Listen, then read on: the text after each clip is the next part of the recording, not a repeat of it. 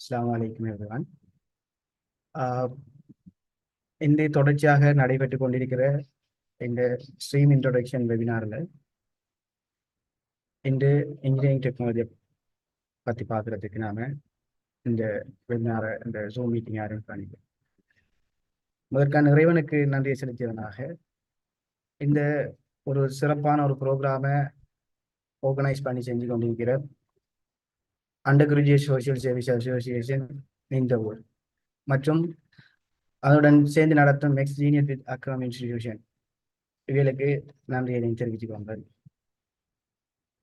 So இந்த ப்ரோக்ராமில் நாம் இன்ஜினியரிங் டெக்னாலஜி என்றா ஒவ்வொரு இன்ஜினியரிங் டெக்னாலஜி என்றா இந்த ஏ லெவல் ஸ்ட்ரீம் என்னங்கிறத பற்றி ஒரு முழுமையான விளக்கத்தை பெறுகிற நோக்கத்தில் இந்த வெபினாரை நாங்கள் செஞ்சு கொண்டிருக்கிறோம்.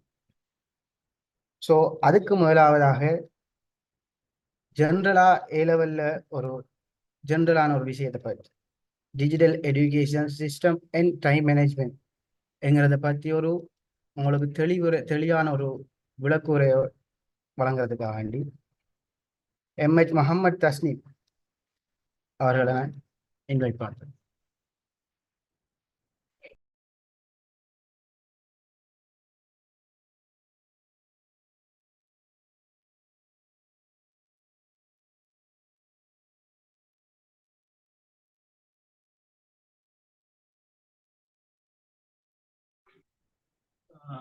இந்த மீட்டிங்ல நம்ம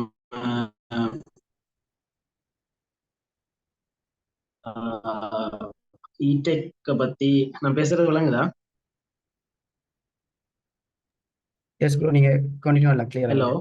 ஓ எஸ் ப்ரோ, கண்டினியூ விளங்குது, நீங்க கிளியர் பண்ணலாம். தேங்க்யூ. ஓகே, அப்ப இந்த ப்ரோக்ராம்ல நாம டிஸ்கஸ் பண்ணிக்கிறது இடெக்கை பத்தி. இடெக்னா என்ன, அது சம்பந்தமான விரிவான விஷயங்களை தெரிஞ்சு கொள்றதுக்காக ஜாயின் ஆயிருப்பீங்க. அடுத்தது பொதுவாக இது வரைக்கும் எந்த ஐடியாவும் இல்லாம ஒரு பொதுவான ஓ லெவல் எழுதி முடிச்சுட்டு ஒரு ரிசல்ட்ஸை எதிர்பார்த்துட்டு இருக்கிற உங்க எல்லாரையும் முதல்ல வரவேற்கிறேன். அடுத்தது உங்க எல்லாருக்கும் நீங்க நினைச்சது போல நல்ல ரிசல்ட்ஸ் கிடைக்கணும்னு சொல்லி நானும் பிரார்த்தனை செய்யறேன். அப்ப நான் இதுல இன்றைக்கு பேச வந்த விஷயம் என்னன்னு சொன்னா, பொதுவா ஒரு ஓ லெவல்ங்கிற ஸ்டேஜ்ல இருந்து ஏ லெவலுங்கிற ஸ்டேஜுக்குள்ள வார ஒரு மாணவர் சில விஷயங்களுக்கு வந்துகிட்டு அடாப்ட் ஆகணும். அதாவது புதிய சில விஷயங்கள்ல நம்ம வந்துகிட்டு அப்டேட் ஆகும். ஏனென்றா ஓ லெவல் மாதிரி அப்படியே ஏ லெவல் கிடையாது. ஓ லெவலுக்கு கவர்மெண்டால புக்ஸ் தருவாங்க, அதே மாதிரி ஏ லெவலுக்கு அதே மாதிரி புக்ஸ் தராங்க. ஏ லெவலுக்கு நாம வந்துகிட்டு செல்ஃப் ஸ்டடி தான் உண்மையிலேயே நம்மளோட எஃபர்ட்டை வந்துகிட்டு நம்மளோட ரிசல்ட்ஸை வந்துகிட்டு நம்ம போற செல்ஃப் ஸ்டடி தான் தீர்மானிக்க போகுது. இது தொடர்ச்சியான ப்ரோக்ராம் 5 நாள் நடந்துச்சு. அதுல எல்லாரும் ஜாயின் இருப்பீங்கிற ஒரு நம்பிக்கையோட அதுல நிறைய விஷயங்கள் கலந்துரையாடப்பட்டுச்சு. அதே போல நான் ஒரு பொதுவான ஒரு விஷயத்த சாதாரணமா தொட்டுட்டு போவோம் சொல்லி நினைக்கிறேன். அப்ப நான் என்ன பேசுவோம்னு வந்தேன்னா, டிஜிட்டல் எஜுகேஷன் சிஸ்டமும் டைம் மேனேஜ்மெண்ட்டும். அப்ப அதுல டைம் மேனேஜ்மெண்ட்னா என்ன, அதுல நாம எப்படி அப்டேட் ஆகுதுங்கிற விஷயத்த நான் முதல்ல பேசுறேன். அப்ப டைம் மேனேஜ்மெண்ட் சொன்னா ஏ லெவல்ல முழுமையாகவே டைம் மேனேஜ்மெண்ட் தான். அதாவது நமக்கு வழங்கப்பட்ட குறிப்பிட்ட அந்த காலத்தை அந்த தவணைக்குள்ள நம்ம எப்படி பாவிக்கிறோம்ங்கிறது தான் ஏ லெவல் எக்ஸாம். ஏ லெவல் எக்ஸாம் ஒரு பெரிய போட்டி பரீட்சை. அதுல வந்துகிட்டு நல்லா பெஸ்ட் பெர்ஃபார்ம் பண்றாங்களுக்கு தான் பல்கலைக்கழக நுழைவு கிடைக்கும். அப்ப அதுல வந்துகிட்டு அப்ப நாம பிளான் போட்டு வேலை செய்ய வேண்டியிருக்கு. அப்ப இதுக்கு நாம பழகணும். ஏன்னா ஓ லெவல் அப்படி இல்லை. ஓ லெவல்ல ஒரு ஆள் பாஸ் ஆகுறது, ஒரு ஆள் நல்ல பெறுபேறுகள் எடுக்கிறது இன்னொரு ஆளை வந்துகிட்டு பாதிக்காது. அப்ப அவர் அப்டேட் ஆகினாலோ ஆகலையோ அது அவர் சுய மதிப்பீடு, செல்ஃப் அனலைசிஸ் தான் வந்துகிட்டு ஓ லெவல் எக்ஸாமினேஷன். ஆனா ஏ லெவல் எக்ஸாமினேஷன் அப்படி இல்லை. ஏ லெவல் வந்துகிட்டு ஒரு ரேஸ் என்ன. அப்ப அதுக்கு நாம நம்மள வந்துகிட்டு செல்ஃபா சில அடாப்ட் நம்ம வந்துகிட்டு கொண்டு வரணும். அதாவது புதிய விஷயங்களுக்கு நாம என்ன புதிய சில விஷயங்கள் சொன்னா எப்படி நெறிமுறைப்படுத்து நம்மளோட A-level நம்ம எப்படி நெறிமுறையாக கொண்டு போய் நம்ம ஃபைனல் எக்ஸாம்ல சிறந்த பெறுபேறு அடைகிறதுக்கு சில நம்ம பிளான் பண்ணணும். அந்த பிளான் பண்றதுக்கு ஒரு மிக முக்கியமான பிரதானமான தூண் தான் டைம் மேனேஜ்மெண்ட். சரியா? அப்ப நம்ம கட்டாயம் இப்ப A-levelக்கு நமக்கு கிடைக்கிற ஃபைனல் பேப்பரை எல்லாரும் வீட்டை கொண்டு வந்தா எல்லாரும் சரியான மார்க்ஸ் எழுதுவோம், சரியான ஆன்சர் எழுதுவோம், நல்ல மார்க்ஸ் எடுக்கலாம். ஆனா அப்படி நமக்கு ஒரு காலமும் தரப்போறது இல்லை. MCQ-ண்டா 2 மணித்தியாலம், மற்ற ஸ்ட்ரக்சர் எஸ்ஏண்டா சிலதுக்கு 3 மணித்தியாலம், சிலதுக்கு 2 மணித்தியாலம், 2.5 மணித்தியாலம், அப்படின்ற ஒரு பாடத்தை பொறுத்த வரைக்கும் மாறும்.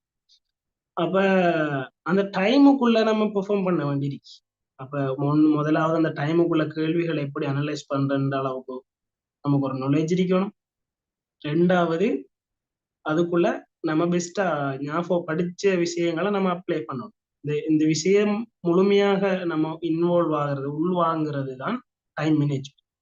சரி, அப்ப நாம ஒரு புதிய விஷயத்தை நம்ம அடாப்ட் ஆகிறோம்னு சொன்னா அதுக்கு ஒரு தியரி சொல்லுவாங்க. இப்ப நீங்க 5 years தியரின்னு எல்லாம் கேள்விப்பட்டிருப்பீங்க. ஜப்பானீஸ் மெத்தட் ஒன்று 5 years series ஐத்தோன் அப்படின்னு சொல்லி எல்லாம் போகும்.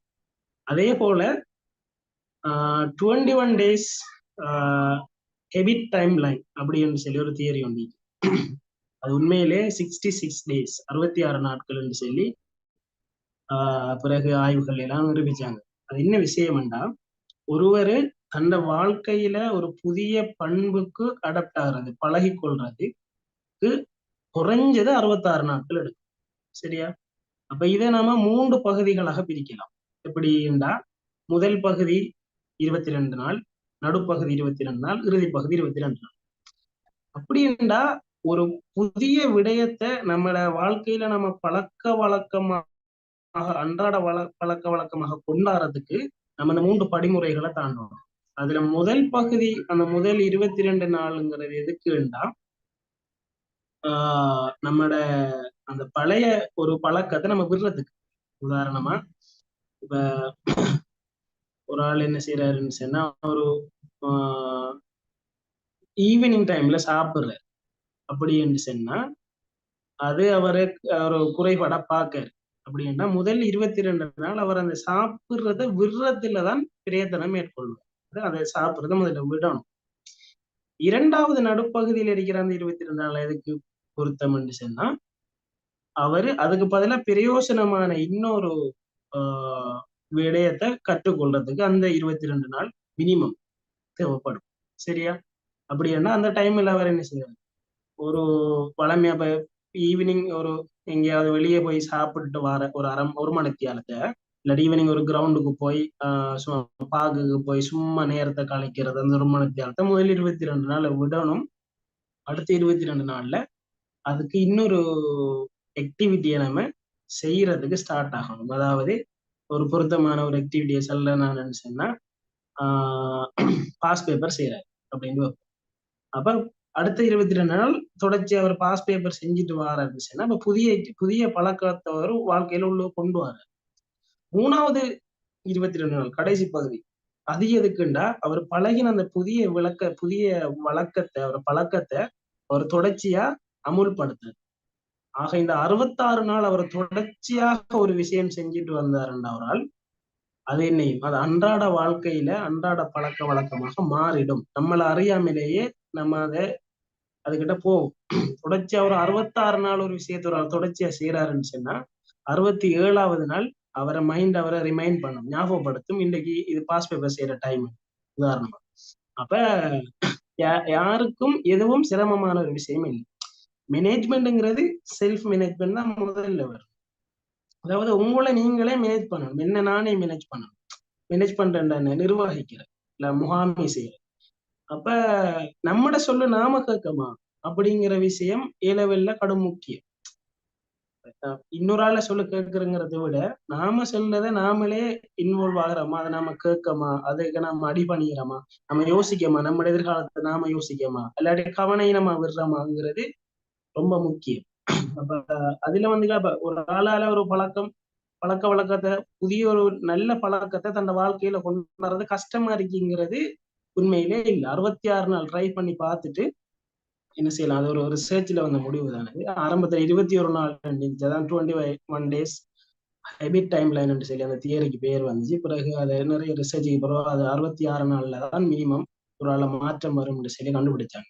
இப்படியான விஷயங்கள் எல்லாம் நீக்குது. அப்ப மேனேஜ்மெண்ட்ங்கிறது உங்களோட லைஃப்ல மிக முக்கியம். ஏன் இதுக்கு பிறகு வார விஷயம் எல்லாமே, இதுக்கு பிறகு நீங்க கேம்பஸுக்கு போகலாம், அதே மாதிரி அதுக்கு அடுத்ததாக தொழிலுக்கு போகலாம், அதுக்கு அடுத்த உங்களோட வாழ்க்கைக்குள்ள நீங்க ஏதாவது உயர் பதவிகள், அதே மாதிரி குடும்ப வாழ்க்கைகள், சூழல் வாழ்க்கை, அப்படி நிறைய விஷயங்கள் இருக்கு. அது நீங்க இன்வால்வ் ஆகலாம். அப்ப இது எல்லாத்துக்குமே மேனேஜ்மெண்ட்ங்கிறது ஒரு பெரிய முக்கியமான விஷயம். அதை நீங்க இப்ப ஆரம்பத்துல இருந்து நீங்க பழக வேண்டிய ஒரு தருணத்துல இப்ப இருக்கீங்க.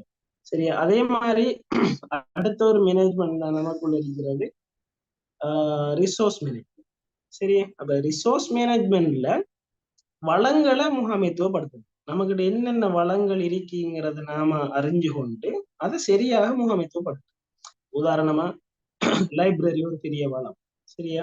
அப்ப அதை நம்ம பாவிக்கணும். யாரும் இப்ப பெரும்பாலும் ஊர்ல இருக்கிற லைப்ரரிகள் நிறைய பேருக்கு தெரியாது. அப்படியான ஒரு சுச்சுவேஷனும் இருக்குது. அப்ப லைப்ரரிய பாவிக்கிறங்கிறது ஒரு பெரிய ஒரு வளத்தை நம்ம பாவிக்கும். சரியா? அதே போல சிலாக்களே லைப்ரரி வந்துகிட்டு தூரம் அறிக்கும். அப்ப அப்ப அதுக்காக வந்துகிட்டு போய் வாரது, இப்போ டவுன்ல இருக்கிறார்களுக்கெல்லாம் கொழும்புல இருக்கிறார்களுக்கெல்லாம் ஸ்கூல்ல எல்லாம் லைப்ரரி இருக்கும். உதாரணமா சும்மா சனி ஞாயிறுல போகணும், சில பப்ளிக் லைப்ரரி போகணும்னா எல்லாம் சாத்தியம் இல்லை. அப்ப அப்படியான நேரத்துல எல்லாம் வந்துகிட்டு என்ன இருக்கு, இப்பதான் நம்ம கைகள்ல எல்லாம் தவழுது என்னது, இன்டர்நெட். இன்டர்நெட் ஒரு உண்மையிலே பெரிய ரிசோர்ஸ். சரியா? அப்ப ஒரு ஆன்லைன் லைப்ரரிஸ் இப்ப நிறைய இருக்குது. பிடிஎஃப் புக்ஸ்கள் நிறைய இப்ப இலவசமாக டவுன்லோட் பண்ணலாம். அதே மாதிரி நிறைய பேர் சோசியல் மீடியாவை பிரயோசனமா பயன்படுத்துறதுக்கு இயலும். அதுக்காக சோசியல் மீடியா யாரும் வந்து பழகுங்கிறத நான் சொல்ல வரல. யாராவது பாவிச்சுக்கிட்டு இருக்கிறீங்கன்னு சொன்னா நிச்சயமா அது பிரயோசனமான வகையில பயன்படுத்த முடியும்.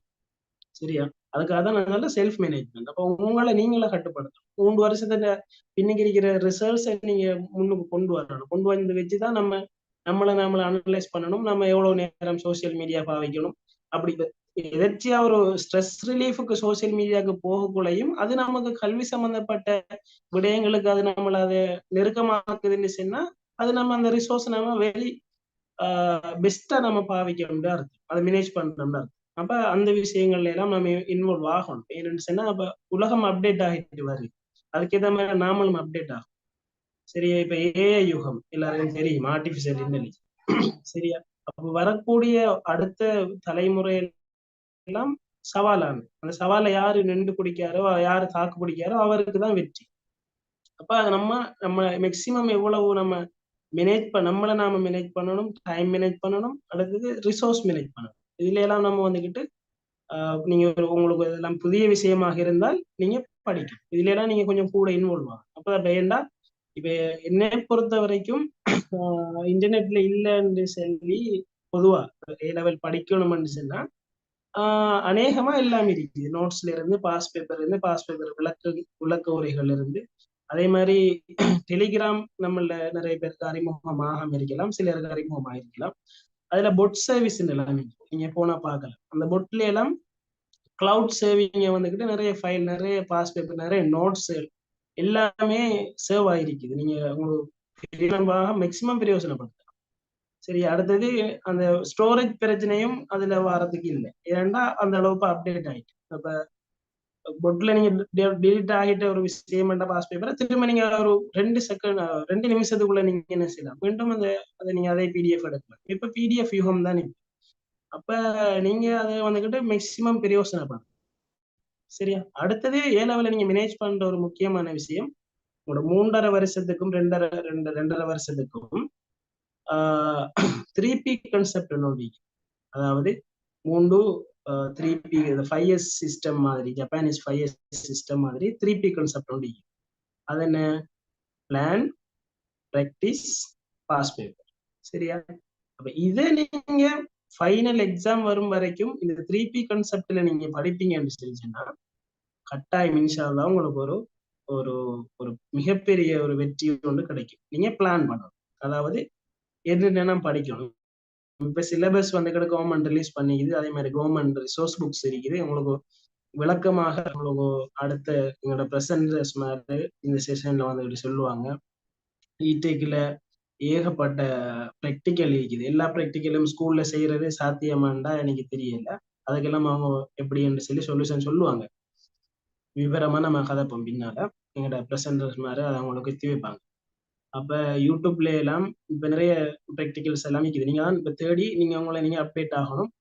அதே மாதிரி ஆஹ் உங்களை நீங்களே மேனேஜ் பண்றதுக்கு பழகி கொள்ளணும். ஆஹ் அதை நான் கட்டாயம் ஏ லெவலுக்கு இன்வால்வ் ஆகிற நீங்க இதுல எல்லாம் எவ்வளவு கவனம் எடுக்கணுங்கிறத செல்லணுங்கிறதுக்காக தான் இந்த செஷன்ல நான் எனக்கான ஒரு நேரத்தை எடுத்துக்கொண்டேன். இதுவரைக்கும் கேட்ட அனைவருக்கும் நன்றிகள். அதே மாதிரி மிச்சம் இருக்கிற பிரயோசனமான செஷன் ஒன்று பின்னால் இருக்குது. 2 ப்ரெசன்டர்ஸ் மாதிரி உங்களுக்காக நிறைய விஷயங்கள் நிறைய டீட்டெயில்ஸ் வந்துட்டு கலெக்ட் பண்ணி கொண்டு வந்துக்கிறாங்க. கடைசி வரைக்கும் இருந்து பயன்பெறுங்க. அதே மாதிரி அனைவருக்கும் உங்களுக்கு நினைச்ச மாதிரி பெஸ்டான ரிசல்ட்ஸ் வர்றதுக்கு நான் விஷ் பண்றேன். Thank you very much.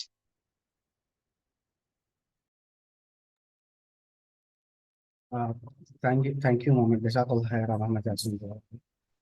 இப்போ நாங்கள் இந்த செஷனோட மெயின் டாபிக் உள்ள என்ட்ராகிறேன். So engineering technology. இப்போ எல்லாரும் ஓ லெவல் முடிச்ச ஸ்டூடெண்ட்ஸ், ஓ லெவல் முடிச்சு இப்போ உங்களோட லைஃப்பை சூஸ் பண்ணுறது, உங்களோட டைட்டில் சொல்லுவாங்க, உங்களோட ப்ரொஃபஷனலை சூஸ் பண்ணுறதுக்கான ஒரு இடத்துல நிற்க நீங்கள் இதை ஒரு ஸ்ட்ரீம் செலெக்ஷனுக்கான ஒரு வெபினாராக மட்டும் கருதுறதுக்கு இது முடியாது. ஏன்னா நீங்கள் சூஸ் பண்ண போகிற அந்த ஸ்ட்ரீமானது உங்களோட லைஃப்ல டைட்டில் உருவாக்க போகிறது. இப்போ நீங்கள் எடுத்துக்கொண்டாங்கன்னா நீங்கள் ஓ லெவல் வரைக்குமாக கொமனாக எல்லாரும் ஒரே மாதிரியான விஷயங்கள் படிச்சுக்குவாங்க. நம்ம ஏ லெவல் அட்வான்ஸ் லெவலுங்கிற இடத்துல வந்து நிற்கும். இந்த இடத்துல வந்து நம்ம சூஸ் பண்ண போல வந்து என்னத்தை இப்போ நம்ம ஸ்ட்ரீம்ங்கிறது என்ன செலெக்ஷன், இந்த இன்ஜினியரிங் டெக்னாலஜி ஸ்ட்ரீம் செலெக்ஷனுங்கிறதுக்கு முந்தி ஸ்ட்ரீம்ங்கிறது என்னத்தை நம்ம இப்போ செலக்ட் பண்ண போறோம்னா, நாம லைஃப்ல என்னையாக வரப்போறோம், என்னையா நாம உருவாக போறோம், என்ன ஒரு பட்டதாரியாக நாம வெளியாக போறோம் என்கிற விஷயத்துக்காக காலடி வைக்க போறோம். முதலாவது ஸ்டெப் நம்முடைய இதான். ஸோ லைஃப்ல ஒவ்வொருவருக்கும் ஒவ்வொரு பாத்து இருக்கு. ஓ லெவல்ங்கிறது ஏ லெவல்ங்கிறத தாண்டி பல பாத்து எழுதி. ஆனா ஏன் இந்த ஏ லெவல் வந்து இந்த ஸ்ரீலங்கா கவர்மெண்ட்லையோ இல்ல ஸ்ரீலங்காலேயோ ஏன் இது முக்கியமான ஒரு விஷயமா இருக்கேன்டா, நீங்க லைஃப்ல நான் சொன்ன அந்த டைட்டில் அந்த ப்ரொஃபஷனல் அந்த பட்டதாரியாக வெளிவாரத்துக்கு ஸ்ரீலங்கா பொறுத்த மட்டும் இருக்கக்கூடிய ஆக இலகுவான என்று சொல்ல 2 வகையை வச்சு சொல்றேன். ஒன்று செலவு, அடுத்தது தரம். இந்த ரெண்டும் குவாலிஃபைடான ஒரு விஷயமா கிடைக்கக்கூடியது இந்த ஏ லெவலினூடாக போக்கல என்று நான் நம்புறேன். உதாரணமாக நமக்கு பல பிரைவேட்டோ எல்லாம் இருக்கு, நாம எல்லா வகையான இதுலையும் நம்ம எல்லாரும் கலந்து கொள்ளும், எல்லா விஷயங்களும் இருக்கு. ஆனா இந்த ஏ லெவல்ங்கிறது ஏன் இம்பார்ட்டன்டா, ஒரு டிகிரியை நாம முடிக்கிறதுக்கு நமக்கான செலவை இல்லாம ஆக்குறதுல இது வந்து ஆக பங்களிப்பு செய்யறது வந்து இந்த ஏ லெவல். அதே டைம்ல ஏன் இது தரமான என்னண்டா, இந்த நாட்டுல உருவாக்கப்படுற இருக்கிற 10-9 ஸ்டேட் யூனிவர்சிட்டிக்கு நீங்க ஒரு பல்கலைக்கழக மாணவனாக தெரிவு செய்யப்பட்டு போகின்ற போது உங்களுக்கு அங்க கிடைக்கிற அனுபவம் வந்து உங்க லைஃப்ல ஒரு பெஸ்ட் குவாலிட்டியான ஒரு பர்சனை நீங்க உருவாகிறதுக்கு வழிவகும். ஸோ இதை இந்த யூனிவர்சிட்டி செலெக்ஷனை பற்றி பின்னால உங்களுக்கு விரிவாக கதைப்பாங்க, ஜாப் ஆப்பர்ச்சுனிட்டி பற்றிலாம் விரிவாக கதைப்பாங்க. இப்போ நாம இன்ஜினியரிங் டெக்னாலஜி, ஏன் இந்த இன்ஜினியரிங் டெக்னாலஜிங்கிறத நாம சூஸ் பண்ணணும்ங்கிறதுக்கு முதல் இந்த இன்ஜினியரிங் டெக்னாலஜிக்குள்ள நாம போறண்டா, நாம படிக்கிறண்டா ஒரு பேசிக் குவாலிஃபிகேஷன் ஒன்று தேவைப்படும். ஸோ அந்த பேசிக் குவாலிஃபிகேஷன் என்ன, எப்படிப்பட்ட ஒரு விஷயமா இருக்கணும்ங்கிறத நாம முதலாக பார்க்கணும். நீங்க எழுதின அந்த ஓ லெவல்ல இருந்து நீங்க ஒரு 6 சப்ஜெக்ட் நீங்க பாஸ் ஆகிடும். அந்த 6 சப்ஜெக்டுக்குள்ள கட்டாயமா மீடியம் லாங்குவேஜ், அதாவது தமிழ் மீடியம், நம்ம தமிழ் படிச்சிருக்கோம் அல்லது சிங்களம், இந்த 2ல ஒன்று இந்த மீடியம் லாங்குவேஜ் பாஸ் ஆகிடும். அதே டைம்ல மேத்தமெட்டிக்ஸ் கணிதம் பாஸ் ஆகிடும், அதே போன்று சயின்ஸ் பாஸ் ஆகிடும்.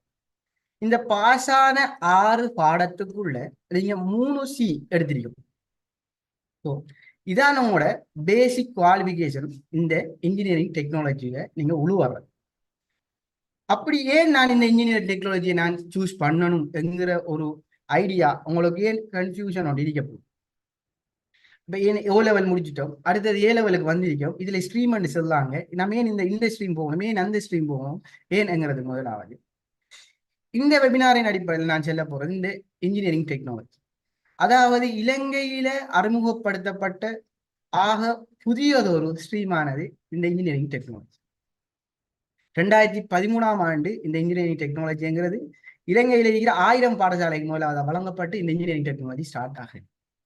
ஏன் அந்த பாடத்தை இந்த ஸ்ட்ரீமை செலக்ட் பண்ணி இந்த நாட்டில் ஒரு புதியதொரு ஸ்ட்ரீமை எடுத்துக்கு வராங்கண்டா, இந்த யூனிவர்சிட்டி இந்த இந்த இலங்கையில இருந்த ஸ்ட்ரீம்கள்ல உலகம் போற போக்கிற்கு உலகம் டெக்னாலஜி என்கிற விஷயத்தை தேடி டெக்னாலஜி என்கிற விஷயத்தில தேடலுடன் போய்கொண்டிருக்கு.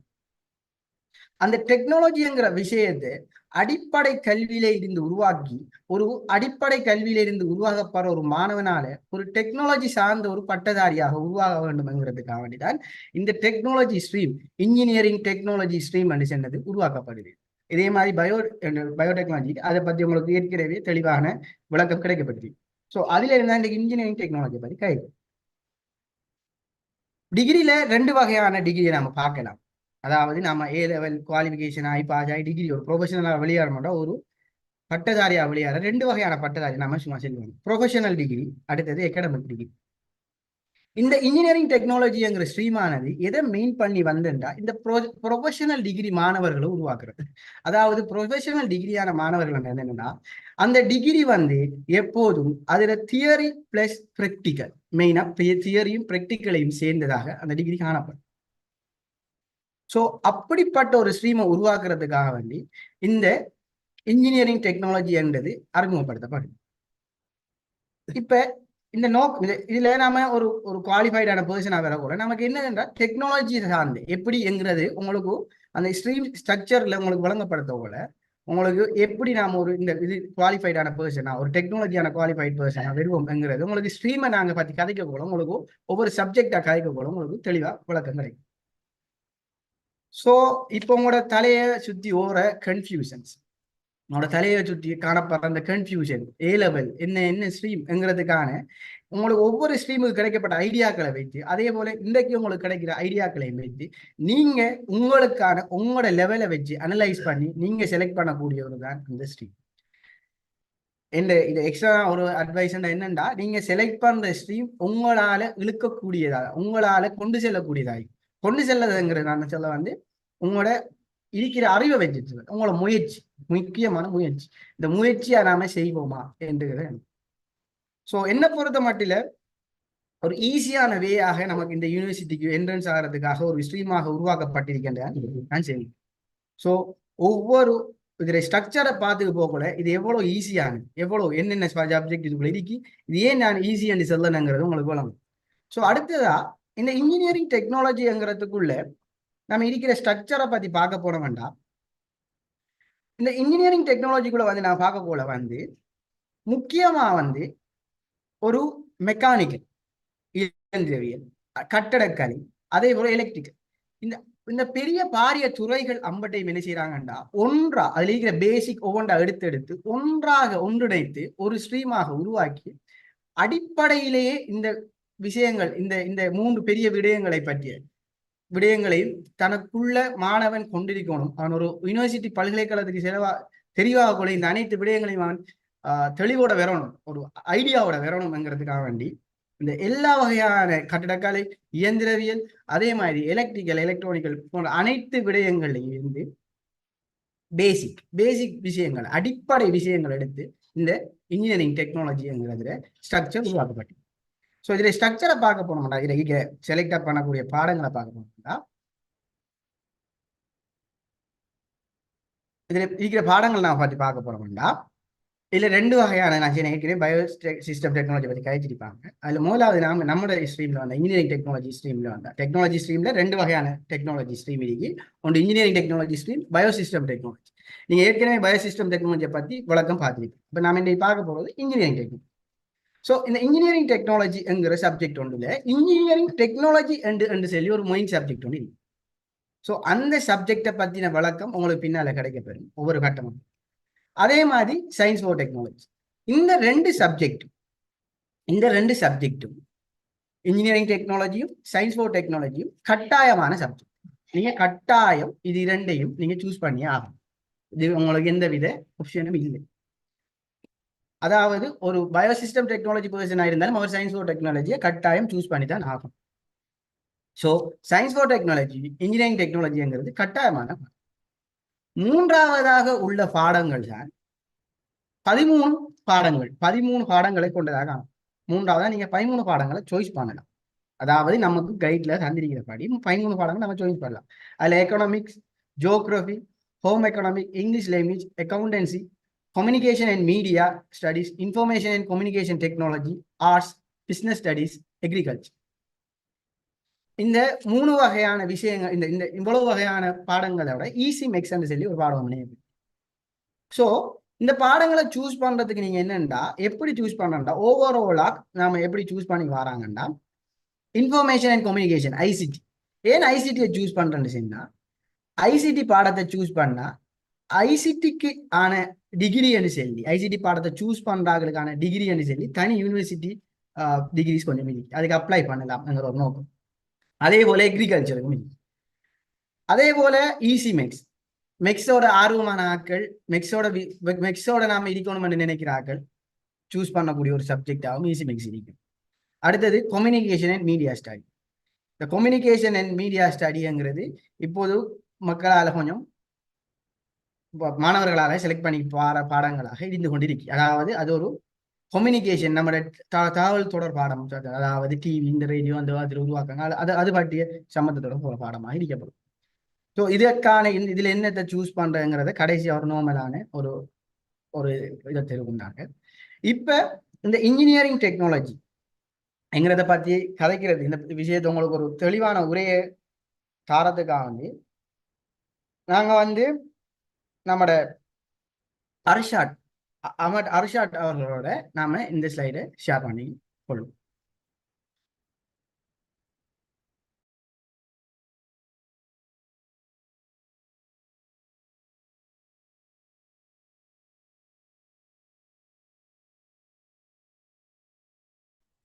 அஸ்ஸலாமு அலைக்கும். டைட்டில் வேணுங்க. அர்ஷாட் கிளியர் ஆயிருக்கு, நீங்க கண்டினியூ. ஓகே. ஸோ இப்போ நேரத்தில் சொன்ன மாதிரி இப்போ என்ஜினியரிங் டெக்னாலஜி ஸ்ட்ரீம்னு சொல்லி வரதுக்குள்ள டெக்னாலஜி ஸ்ட்ரீமில் இப்போ காமனாக 2 பாடங்கள் உண்டு, பயோ சிஸ்டம், அடுத்தது என்ஜினியரிங் டெக்னாலஜி. இதில் மோஸ்ட்டாக டிஃப்ரெண்ட் ஆகிற ஒரு பாடம்னு சொல்லி சொன்னால் அதில் என்ஜினியரிங் டெக்னாலஜி மெயினான பாடம். இப்போ என்ஜினியரிங் டெக்னாலஜின்னு சொல்லி எடுத்தோம்னு சொல்லிக்கனால் நேரத்தோடு சொன்ன மாதிரி இது மெயினாக 4 கேட்டகரிஸாக பிரி. அதில் ஒன்று மெக்கானிக்கலுக்கு 2 வரும். ஒன்று அதுக்குள்ளதான் ஆட்டோமொபைலும் வரும். அடுத்தது சிவில், அதாவது கன்ஸ்ட்ரக்ஷன் டெக்னாலஜி. அடுத்தது எலக்ட்ரிக்கல் அண்ட் எலக்ட்ரானிக்ஸ். இந்த 4ம் சேர்ந்த ஒரு மிக்சராக தான் இந்த என்ஜினியரிங் டெக்னாலஜிங்கிற ஒரு பாடம் ஸ்ட்ரக்சர் பண்ணப்பட்டிருக்கு. இந்த 4 சப்ஜெக்டையும் தாண்டி ஒரு சில health and occupational health and safety, அது ஒரு வேலைத்தளத்தில் எப்படி பாதுகாப்பாக நடந்து கொள்ளணும், அது மாதிரி என்ஜினியரிங் ட்ராயிங், பொறியியல் வரைதல், அதாவது கெட் ட்ராயிங் எப்படி செய்கிற, அதில் உள்ள ஸ்டாண்டர்ட்ஸ் என்ன, அது அப்படியான விஷயங்கள் இதில் உள்ளடக்கப்பட்டிருக்கு. நெக்ஸ்ட் ஸ்லைட் போய். ஸோ இதான் ஓவராலாக இருக்கிற சிலபஸ். இதில் பார்த்தோம்னு சொல்லி சொன்னால் தரம் 12 சொல்றது ஃபர்ஸ்ட் இயர் ஏ level engineering technology first year இருக்கிற சிலபஸ். தரம் 13 சொல்லி இருக்கிறது ஏ லெவல் செகண்ட் இயர் இருக்கிற சிலபஸ். மொத்தம் 6 டேர்ம். நம்ம ஆல்ரெடி தெரியும் ஏ லெவல் 6 டேர்ம் இருக்கிற மாதிரி. இதுல தரம் 12 உள்ளதுல முதல் 3 டேர்ம்லையும் இந்த சிலபஸ் கவர் ஆகும். அதுல முதலாவது இருக்கிற பாடம் எந்திரவியல் தொழில்நுட்ப விருத்தியின் பெயர்களை 4ஆம் வாழ்க்கை தெரிவிச்சதா பயன்படுது. அதாவது என்ஜினியரிங் டெக்னாலஜி என்ன, அதில் அப்ளிகேஷன் என்ன, டே டு டே லைஃப்ல அதில் அப்ளிகேஷன் எப்படி இருக்குங்க ஒரு இன்ட்ரடக்ஷன் மாதிரி இருக்கும். ரெண்டாவது சப்ஜெக்ட் வந்துட்டு எந்திரவியல் கர்மங்களுக்காக திட்டப்படங்களை வரைவார். இதான் வந்துட்டு நான் நேரத்தை என்ஜினியரிங் ட்ராயிங். உங்களுக்கு தெரியும் என்ஜினியரிங் சொல்லி வந்தால் அதுல எல்லா இடத்தையும் வந்து ட்ராயிங் வந்து யூஸ் பண்ணப்படும். இப்போ கன்ஸ்ட்ரக்ஷன் சொல்லி போனால் அதுல வந்துட்டு அந்த பில்டிங் பிளானிங் எப்படி இருக்குமாங்கிற ட்ராயிங் யூஸ் பண்ணுவாங்க. அது மாதிரி மெக்கானிக்கல், அதில் ஆட்டோமொபைல் இதுக்கு வந்தோம்னு சொல்லிட்டோம்னால் அதுல 3D மாடலிங் செய்வாங்க. அது அந்த ஒரு வாகனம் ஒன்று தயாரிக்க போறாங்க அல்லது ஒரு மெக்கானிக்கல் ப்ரோசஸ் வச்சு ஏதோ ஒரு மெஷின் ஒன்று தயாரிக்க போறான்னு சொல்லி சொன்னால் அது தயாரிக்கிறதுக்கு முதல்ல ஃபர்ஸ்ட்டுக்கு அதில் ஒரு கன்செப்டாக ட்ராயிங் ஒன்று தயாரிப்பாங்க.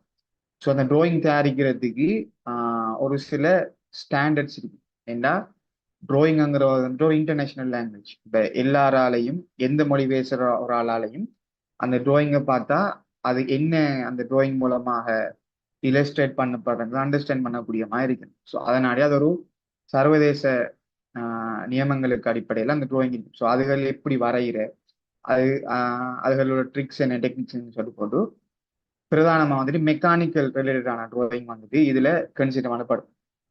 இந்த ட்ராயிங்ல பல என்ஜினியரிங் எந்த என்ஜினியரிங் எடுத்தாலும் அதுக்கு ஸ்பெசிஃபிக்கான ட்ராயிங்ஸ் இருக்கு. எலக்ட்ரிக் எலக்ட்ரானிக் அதுலேயும் அந்த ட்ராயிங்ஸ் இருக்கும். இந்த இதுல வந்துட்டு கூடுதலாக வந்துட்டு பிரதானம் வந்துட்டு கன்சிடர் பண்ண போறது மெக்கானிக்கல் ரிலேட்டடான ட்ராயிங்காக தான் இருக்கு. அடுத்தது வந்துட்டு மூணாவது பாதுகாப்பு சுகநலம் உறுதிப்படுத்தப்பட்ட சூழல். அதாவது இப்ப நம்ம ஒரு ஒர்க் பிளேஸ்ல வந்துட்டு வேலை செய்யறோம்னு சொல்லிச்சுனால் அதுல எப்படியும் வந்துட்டு அதுல ஒரு குறிப்பிட்ட அளவான ஒரு ரிஸ்க் ஃபேக்டர்ஸ் வந்துட்டு இருக்கு. அப்ப அந்த ரிஸ்க் ஃபேக்டர்ஸ் வந்து எப்படி குறைக்கிற, அதுல என்ன விதமான பாதுகாப்பு அம்சங்கள் நாம உருவாக்கி கொள்ளணும்ங்கிற சம்பந்தமான விஷயங்கள் அதை படிப்போம். அடுத்தது 4வது பாடம் வந்துட்டு கட்டட நிர்மாணிப்பு கர்மங்களில் முறையான விடயத்துறை தகவலை பின்பற்றுவார். அதாவது கன்ஸ்ட்ரக்ஷன் டெக்னாலஜி. இப்ப நேரத்தில் சொன்ன மாதிரி இது மெயினா வந்து 3 பாட்டாக வந்துட்டு பிரிக்கும். ஒன்று வந்துட்டு இப்ப அந்த 3 பாட்டையும் வச்சுதான் வந்துட்டு உங்களுக்கு பேப்பர் ஸ்ட்ரக்சர் வந்துட்டு டிஃபைன் பண்ணப்பட்டிருக்கும். பிரதானம் 3 பார்ட். ஒன்று வந்துட்டு கன்ஸ்ட்ரக்ஷன், அடுத்தது மெக்கானிக்கல். அந்த மெக்கானிக்கு வந்துட்டு 2 வரும். ஒன்று ஆட்டோமொபைல், அடுத்தது ப்ரொடக்ஷன் மேனுஃபேக்சரிங் ப்ரொடக்ஷன் டெக்னாலஜின்னு சொல்லி வரும். அடுத்தது எலக்ட்ரிக்கல் எலக்ட்ரானிக்ஸ். அது ரெண்டும் சேர்ந்து ஒரு பாட்டாக வரும். பிரதானம் வந்து 3 பார்ட். அது நம்ம இன்னும் பிரிக்கணும்னு சொல்லிட்டீங்கன்னா 6-5 பாட்டாக பிரிக்கலாம். அதுல இந்த கட்டட நிர்மாணிப்பு கர்மங்கள் முறையான கன்ஸ்ட்ரக்ஷன் டெக்னாலஜிக்குரிய பேஸ்ட், அதாவது சிவில் சம்பந்தமான விஷயங்கள். அதாவது அதில் உள்ள பேசிக் ஸ்டாண்டர்ட்ஸ் என்ன. ஒரு அத்திவாரம் ஒன்று போட போறோம்னு சொல்லி சொன்னால் அந்த அத்திவாரத்துல என்ன வகையான இதுகள் இருக்கு, அதுல செங்கல் யூஸ் பண்ணலாமா, எந்த இடத்த என்ன வகையான கான்கிரீட்கள் யூஸ் பண்ணுவீங்கிற மாதிரியான பேசிக்கான விஷயங்கள் இருக்கு. அது வந்துட்டு உங்களுக்கு ஃபர்ஸ்ட்டுக்கு வந்து தியரியாக படிச்சு தருவாங்க. அதுக்கு பிறகு வந்துட்டு அதுலேயே வந்துட்டு ரிலேட்டடான ப்ராக்டிகல்ஸ் இருக்கு. உதாரணமாக சொல்ல போனால் ஒரு செங்கல் கட்டுமானத்தை எப்படி கட்டுறது. செங்கல் கட்டுமானத்தில் பல விதமான கட்டுமானங்கள் இருக்கு. இப்போ ஆங்கில கட்டுமானம், அது மாதிரி நீட்டிசை கட்டுமானம், தலைக்கல் கட்டுமானம் சொல்லி கட்டுமான வகைகள் இருக்கு. ஸோ அந்த ஒவ்வொரு கட்டுமானத்தையும் வந்துட்டு எப்படி செய்யற. இப்போ இடெக்கை பொறுத்த வரைக்கும் இடெக்ல உள்ள விஷயங்கள் வந்துட்டு கூடுதலாக வந்து நம்ம அன்றாட வாழ்க்கையோட நாம சம்பந்தப்பட்ட விஷயங்களா இருக்கு. இப்போ கன்ஸ்ட்ரக்ஷன் டெக்னாலஜியோட நம்ம எப்படியுமே வாழ்க்கையிலே இங்கே ஒரு வீடு கட்டுறது, ஒரு பில்டிங் கட்டுறது நம்ம பார்க்கக்கூடிய விஷயம் மாதிரி. ஸோ அந்த பில்டிங்கோ வீடோ வந்துட்டு எப்படி அதுல என்ன டெக்னாலஜி யூஸ் பண்றாங்கிற விஷயங்கள் எல்லாம் நீங்க தெரிஞ்சு கொள்ற விதமாக தான் அந்த கன்ஸ்ட்ரக்ஷன் சிவில் டெக்னாலஜி சம்பந்தமாக உள்ள பாடங்கள் இருக்கு. அதே மாதிரி மெக்கானிக்கல் எடுத்தோம்னு சொல்லிச்சுன்னா வாகனம் அன்றாட வாழ்க்கையில நம்ம மோட்டார் பைக் ஓடுவோம், கார் ஓடுவோம், 3 வீல் ஓடுவோம். ஸோ இதுகளுக்குள்ள உள்ள என்ஜின் எப்படி ஒர்க் ஆகுதுன்னு சம்பந்தமான விஷயங்கள் பேசிக்கான விஷயங்கள் வந்துட்டு மெக்கானிக்கல் ஆட்டோமொபைல் டெக்னாலஜி படிக்கும்.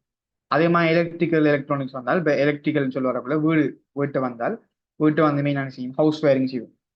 அந்த ஹவுஸ் வயரிங் எப்படி வருது, வீட்டுக்கு எப்படி கரண்ட் வருது, எலக்ட்ரிசிட்டி எப்படி ப்ரொடியூஸ் பண்ணப்படுது, அதுல ப்ரொடியூஸ் பண்றதுக்குரிய என்ன ரிசோர்ஸ் யூஸ் பண்ணப்படுறங்கிறது எலக்ட்ரிசிட்டிக்கு வரும். எலக்ட்ரானிக்ஸ் வரக்குள்ள நம்ம அன்றாடம் யூஸ் பண்ற எல்லாம் mobile phone, laptop, TV, radio எல்லாம் வந்துட்டு எலக்ட்ரானிக்ஸ் வரப்போகுது.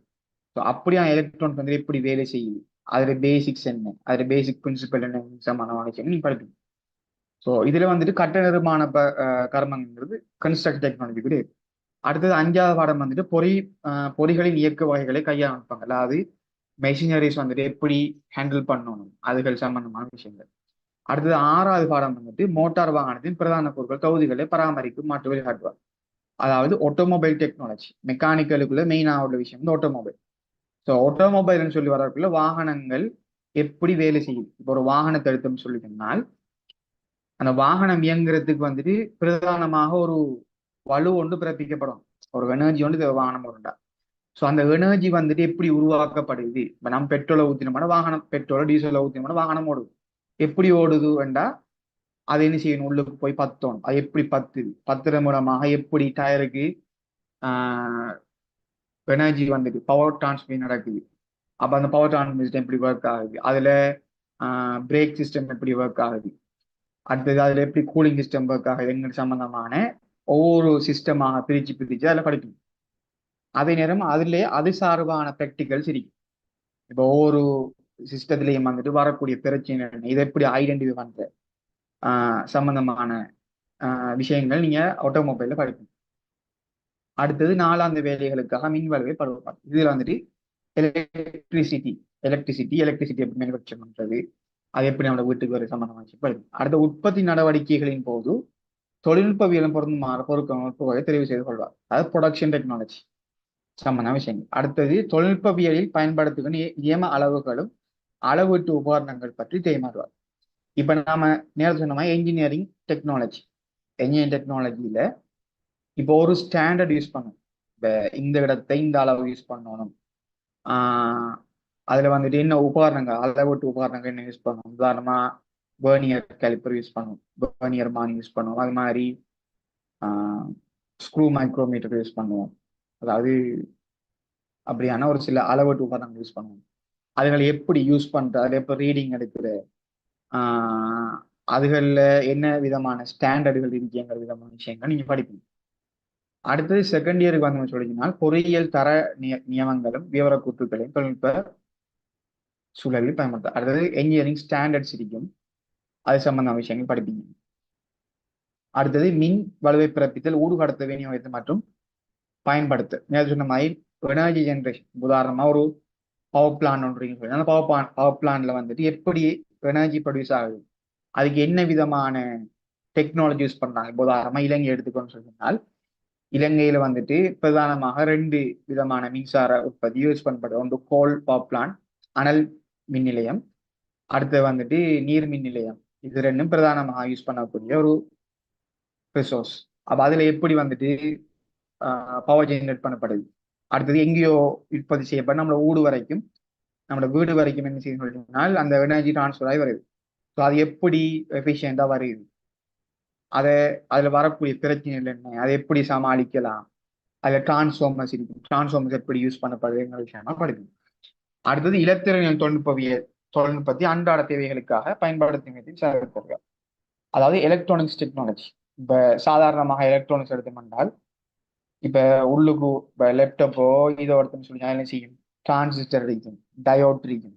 அந்த டயோடு எப்படி வேலை செய்யுது, அது டிரான்சிஸ்டர் எப்படி வேலை செய்யுது, அதாவது செமிகண்டக்டர்ஸ் எப்படி வேலை செய்யுது, ரெஜிஸ்டர் எப்படி வேலை செய்யுது, ரெஜிஸ்டர்ல உள்ள வேல்யூ, அதாவது ஒவ்வொரு ரெஜிஸ்டருங்க ஒரு வேல்யூ இருக்கும், அதை எப்படி செய்யறது, அதை எப்படி சர்க்கியூட்ஸ்ல யூஸ் பண்ணுவோம் சம்பந்தமான விஷயங்களை அதில் படிப்போம்.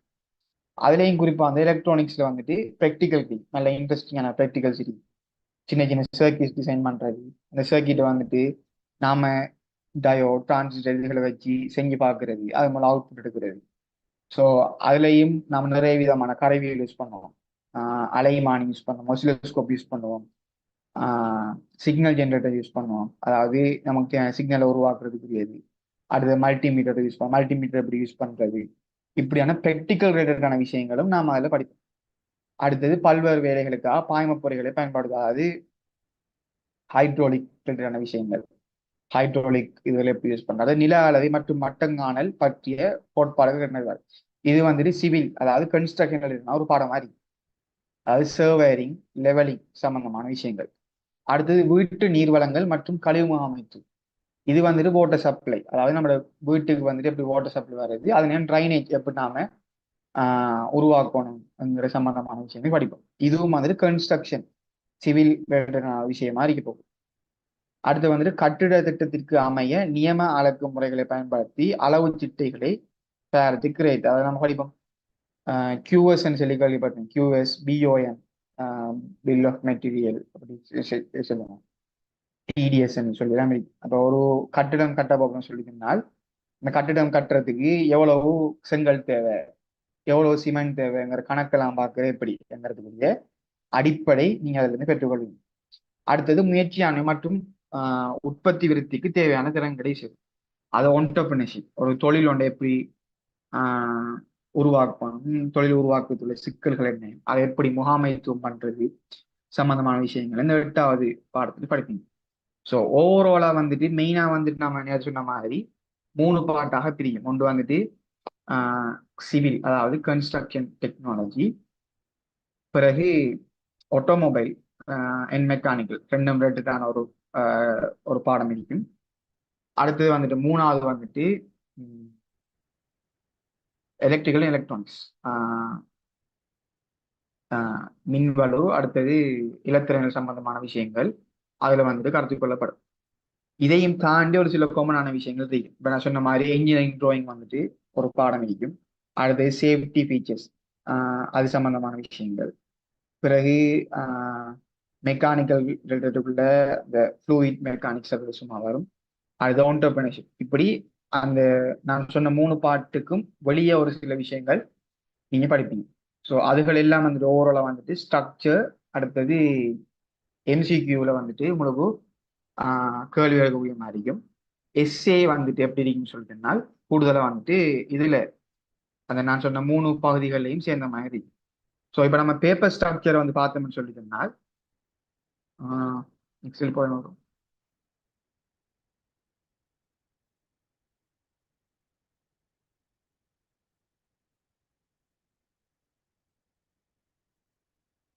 சொசைட்டி பேப்பர் ஸ்ட்ரக்சர் பார்த்தோம்னு சொல்லிட்டோம்னா இப்போ நான் ஏர்லியா சொன்ன மாதிரி MCQ ஒரு பார்ட் வரும். அடுத்தது வந்துட்டு 2வது வந்துட்டு வரும் MCQ ஒரு பார்ட் வரும். பிறகு வந்துட்டு ஸ்ட்ரக்சர், அதாவது பார்ட் 1ல வந்துட்டு MCQ வரும். அதாவது பார்ட் 2ல வந்துட்டு 2 பார்ட் இருக்கும். ஒன்று வந்துட்டு ஸ்ட்ரக்சர்ட் எஸ்ஏ கொஷன்ஸ் இருக்கும், அடுத்தது வந்துட்டு எஸ்ஏ கொஷன்ஸ் இருக்கும். ஸோ ஸ்ட்ரக்சர்ட் எஸ்ஏ கொஷன்ஸ் எடுத்தோம்னு சொல்லிட்டோம்னால் சாரி MCQ எடுத்தோம்னு சொல்லிட்டோம்னா முதலாக வந்துட்டு எந்திரவியல் தொழில்நுட்ப அறிமுகம் செய்து நம்ம ஃபர்ஸ்ட்டுக்கு பார்த்தோம். ஃபர்ஸ்ட் இயர் உள்ள 1வது வாரம் அதுல இருந்து ஒரு கேள்வி வரும்.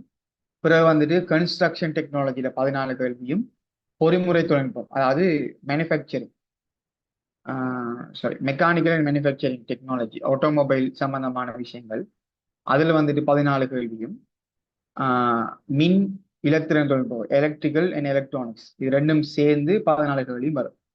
அதை தாண்டி வந்துட்டு என்ஜினியரிங் ட்ராயிங் அதுல 2 கேள்வியும், நியம அளவீடுகள் அதாவது ஸ்டாண்டர்ட்ஸ், ஸோ அது சம்பந்தமான sorry measurement standard measurements, so அதுகள் சம்பந்தமான விஷயமும், சுகாதாரமும் பாதுகாப்பும் அதுல ஒரு கேள்வி, எந்திரவியல் நியமங்கள் என்ஜினியரிங் ஸ்டாண்டர்ட்ஸ், அடுத்து வந்து முயற்சி ஆண்மையும் வியாபார முகாமைத்துவமும் entrepreneurship and business management 2 questions வரும். ஸோ ஓவராலா வந்துட்டு 50 கேள்வி வரும். அதுல ஒரு கேள்விக்கு ஒரு கேள்விக்கு 1 மார்க்ஸ்ங்கிற இதுல வந்துட்டு உங்களுக்கு வரும். ஒரு கொஷனுக்கு வந்துட்டு 5 செலெக்ஷன் இருக்கும். அதுல வந்துட்டு மிகச்சரியான ஆன்சரை நீங்க செலக்ட் பண்ண வேண்டியிருக்கும். இதான் ஃபைனல் பேப்பர்ல ஸ்ட்ரக்சரா இருக்கும். பார்ட் 1 பார்ட் 2ல வந்து பார்த்தோம்னு சொல்லிங்கன்னா அது வந்து 3 hours. பார்ட் 1 வந்து 2 hours, பார்ட் 2 வந்துட்டு பார்ட் 1 வந்து 2 hours, பார்ட் 1 வந்து 2 hours, பார்ட் 2 வந்து 3 hours இருக்கும். ஸோ அந்த 3 ஹவர்ஸுக்கு வந்து நீங்க ஆல்மோஸ்டா வந்துட்டு 8 கொஷன்ஸ் வந்து செய்ய வேண்டியிருக்கும். அதுல வந்துட்டு 4 கேள்வி வந்துட்டு ஸ்ட்ரக்சர்ட் எஸ்ஏ கொஷன்ஸ் இருக்கும். அந்த ஸ்ட்ரக்சர்ட் எஸ்ஏல வந்துட்டு முதலாவது கேள்வி வந்துட்டு என்ஜினியரிங் ட்ராயிங், அதாவது ஒரு ட்ராயிங் தந்திருப்பாங்க. அந்த ட்ராயிங் வந்துட்டு நீங்க கீற வேண்டியிருக்கும். அதாவது ஒன்று வந்துட்டு 3 விதமான ட்ராயிங்ஸ் வந்துட்டு பெரும்பாலும் 2 விதமான ட்ராயிங் இருக்கும். ஒன்று வந்துட்டு 2Dயை தந்து 3D சொல்லுவாங்க. அதாவது 2D பிளான் அதாவது சைட் வியூ, டாப் வியூ, அடுத்தது ஃப்ரண்ட் வியூன்னு சொல்லி 3 வியூ இருக்கும் ஒரு மெக்கானிக்கல் ட்ராயிங்க்கு.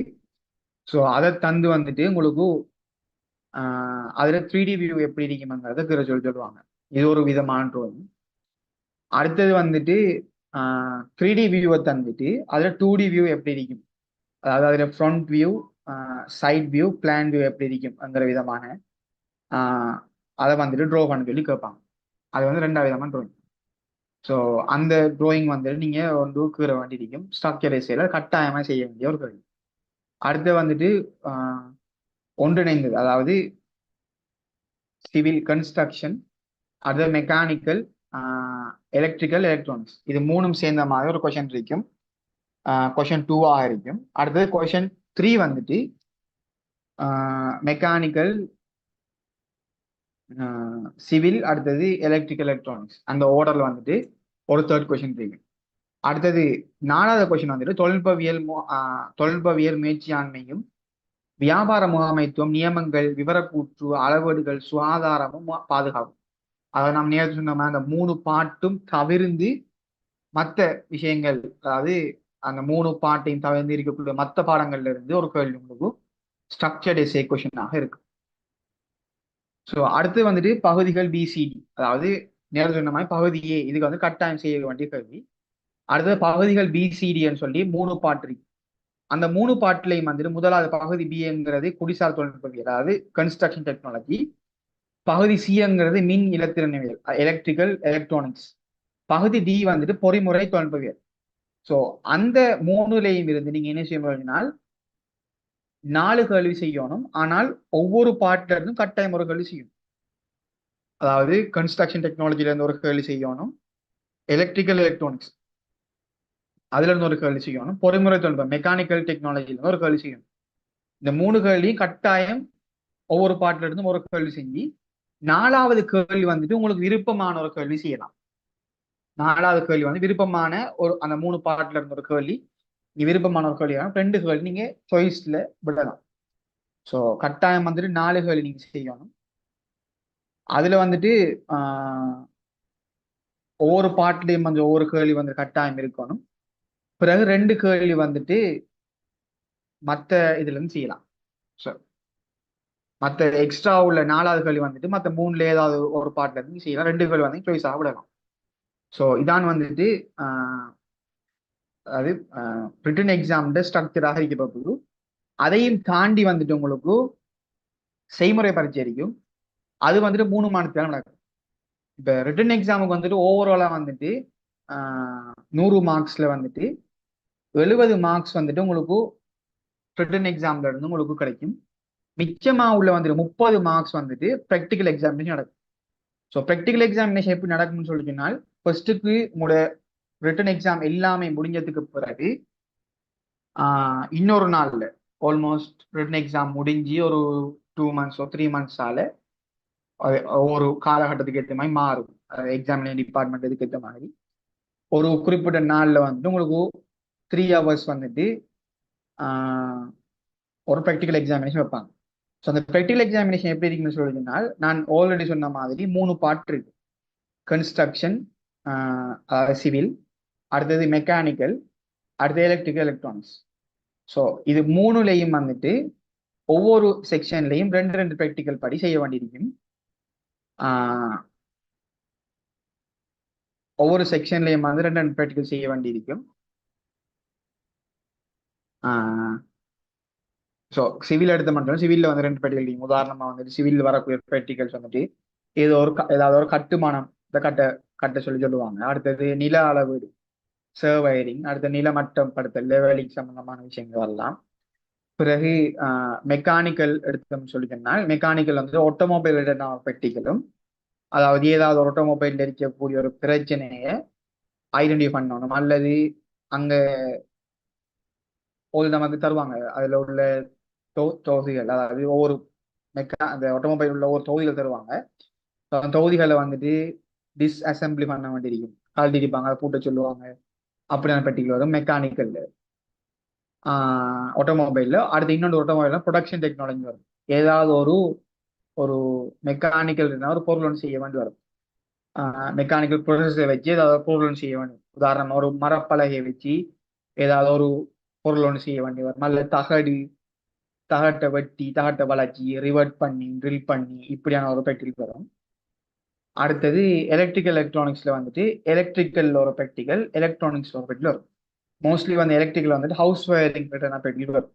வீட்டை வந்து ஒரு வயரிங் எப்படி செய்யணும் அது ரிலேட்டடான ஒரு பெட்டிகளும். எலக்ட்ரானிக்ஸ்ல வந்துட்டு உங்களுக்கு அந்த பிரெட் போர்டு கேள்விப்பட்டிருப்பீங்க. அதாவது எலக்ட்ரானிக்ஸ்ல உள்ள கம்போனன்ட்ஸை ஒட்டி டிரான்சிஸ்டர் டயோடு இப்படியான இதுகளை வந்து கனெக்ட் பண்ணி நீங்க ஒரு சர்க்கியூட் ஒன்று செய்ய வேண்டி இருக்கு. ஸோ இது வந்துட்டு ஆல்மோஸ்ட் 1 வீக் ஒரு 10 days வந்து நடக்கும். டெக்னாலஜி ப்ராக்டிக்கல் வந்து என்ஜினியர் டெக்னாலஜி ப்ராக்டிக்கல் வந்துட்டு ஆல்மோஸ்ட் 7 or 10 days நடக்கும். அதுல உங்களுக்கு ஒரு நாள் வரும். அந்த ஒரு நாள் ஒவ்வொரு நாளும் வந்துட்டு பேப்பர் வந்துட்டு மாறும். இப்போ இன்றைக்கு வர பேப்பர் வந்து நாளைக்கு வராது. சில நேரம் அதுல மாற பெட்டிகள் கலந்து இதுல வரலாம். ஆல்மோஸ்ட் வந்து எல்லாம் வந்துட்டு ப்ராக்டிக்கல் கைடுன்னு சொல்லி ஒன்று இருக்கு. என்ஐஇ இந்த வெப்சைட்ல பார்த்தீங்கன்னா ப்ராக்டிக்கல் A-level ப்ராக்டிக்கல் கைட் இருக்கு. டெக்னாலஜிக்குரிய என்ஜினியர் டெக்னாலஜிக்குரிய ப்ராக்டிக்கல் கைட் இருக்கு. அதுல ஒவ்வொரு பாடத்திலையும் அது என்னென்ன விதமான பெட்டிகள் இருக்குங்கிற விதமான இதுகள் இருக்கும்.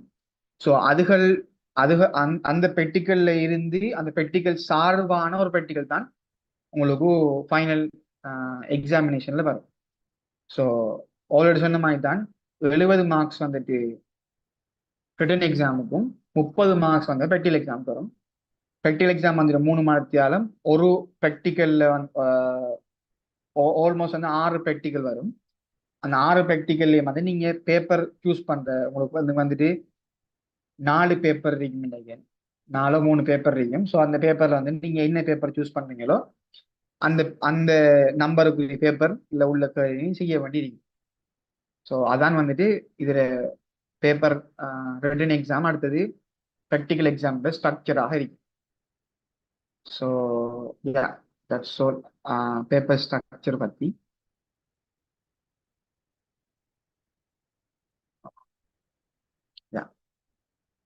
சரி,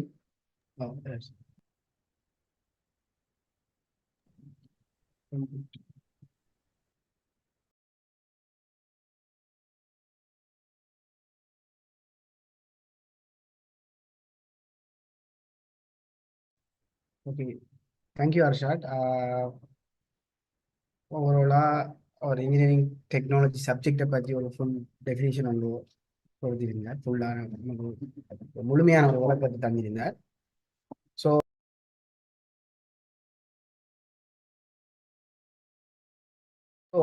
அந்த வகையில நாம அடுத்ததா வந்து இதுக்குள்ள இருக்கிற அடுத்த ஒரு கட்டாயமான பாடமானது இந்த சயின்ஸ் ஃபார் டெக்னாலஜிங்கிற பாடத்துக்குள்ள நாம என்னென்று பார்க்க போறோம்.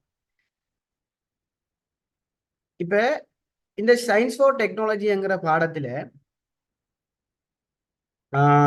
சயின்ஸ் ஃபார் டெக்னாலஜி பாடத்துல ஓவராலா வந்து ஒரு 5 வகையான பாடங்களை தொகுத்து இந்த சயின்ஸ் ஃபார் டெக்னாலஜிங்கிற பாடம் உருவாக்கப்பட்டது. அதாவது தொழில்நுட்பவியலுக்கான விஞ்ஞானம், நம்மளோட தொழில்நுட்பத்துக்கான என்ன தேவை, என்னென்ன சப்ஜெக்ட் தேவைங்கிறத மெயின் பண்ணி அதுல இருந்து எடுக்கப்பட்டது. இதுல முதலாவதாக physics, chemistry, mathematics, biology, IC. அதாவது நீங்க எந்த ஒரு ஸ்ட்ரீம்லையும் நம்ம காணாதது எல்லா வகையான சப்ஜெக்டையும் உள்ளடக்கி இந்த சயின்ஸ் ஃபார் டெக்னாலஜிங்கிற இந்த பாடம் உருவாக்கப்பட்டது. ஸோ இந்த சயின்ஸ் ஃபார் டெக்னாலஜிங்கிற பாடத்துல ஸ்ட்ரக்சரை அதாவது எப்படிப்பட்ட இந்த சயின்ஸ் ஃபார் டெக்னாலஜிங்கிறது வந்து எப்படியான வகையில உருவாக்கப்பட்டது, அதாவது A-levelங்கிறது இந்த 2 வருட காலத்துல தரம் 12லும் தரம் 13லும் எப்படி தேர்ச்சி மட்டங்கள் பிரிக்கப்பட்டிருக்கிற விஷயத்துல நாம இப்ப கவனம் செலுத்தும். அதாவது இந்த மொத்தமாக தரம் 12ல வந்து உங்களுக்கு 13 பாடங்கள், தரம் 12 கற்க நீங்க 13 பாடங்களை கற்க வேண்டிய நிலைமை உங்களுக்கு ஏற்பட்டப்படும். இந்த 13 பாடங்கள்ல முதலாவதாக பரப்பளவு, அப்படி அதுக்கு ஒரு பரப்பளவு கனவளவு போன்ற விஷயங்கள். அடுத்தது 2வது யூனிட்டாக இந்த அளவீடுகளை எப்படி அளக்குற, எந்த உபகரணங்களை பயன்படுத்தி அளக்குறங்கிற விஷயங்களையும். அடுத்தது பைத்தகரஸ் தேற்றத்தை பத்தின ஒரு விரிவான விளக்கத்தை கொடுக்கும். அதே மாதிரி இதோட தொடர்ந்து இந்த பயாலஜிக்கல் சம்பந்தப்பட்ட கல ஒழுங்கமைப்பு, ஒரு யூனிட்டும் பெறப்படுது. அப்படி அதே மாதிரி விசை மற்றும் வலு சக்தி வேலை என்ற போன்ற இதுகள் பெறப்போம். அதாவது வேலை சக்தி என்கிற யூனிட்களும் பெறப்போகும். என்னன்னா இதுல ஓவராலா நாம பார்க்க போனோம்டா இதுல கெமிஸ்ட்ரி இருக்கும். இப்போ உதாரணத்துக்கு கெமிஸ்ட்ரியில எடுத்தோம்டாங்களோ வெப்ப இரசாயனவியல் தொடர்பான அடிப்படை விஷயங்களை கற்றுக்கொள்ளுங்கிறது இந்த கெமிஸ்ட்ரிக்குள்ள உள்ளடங்கும்.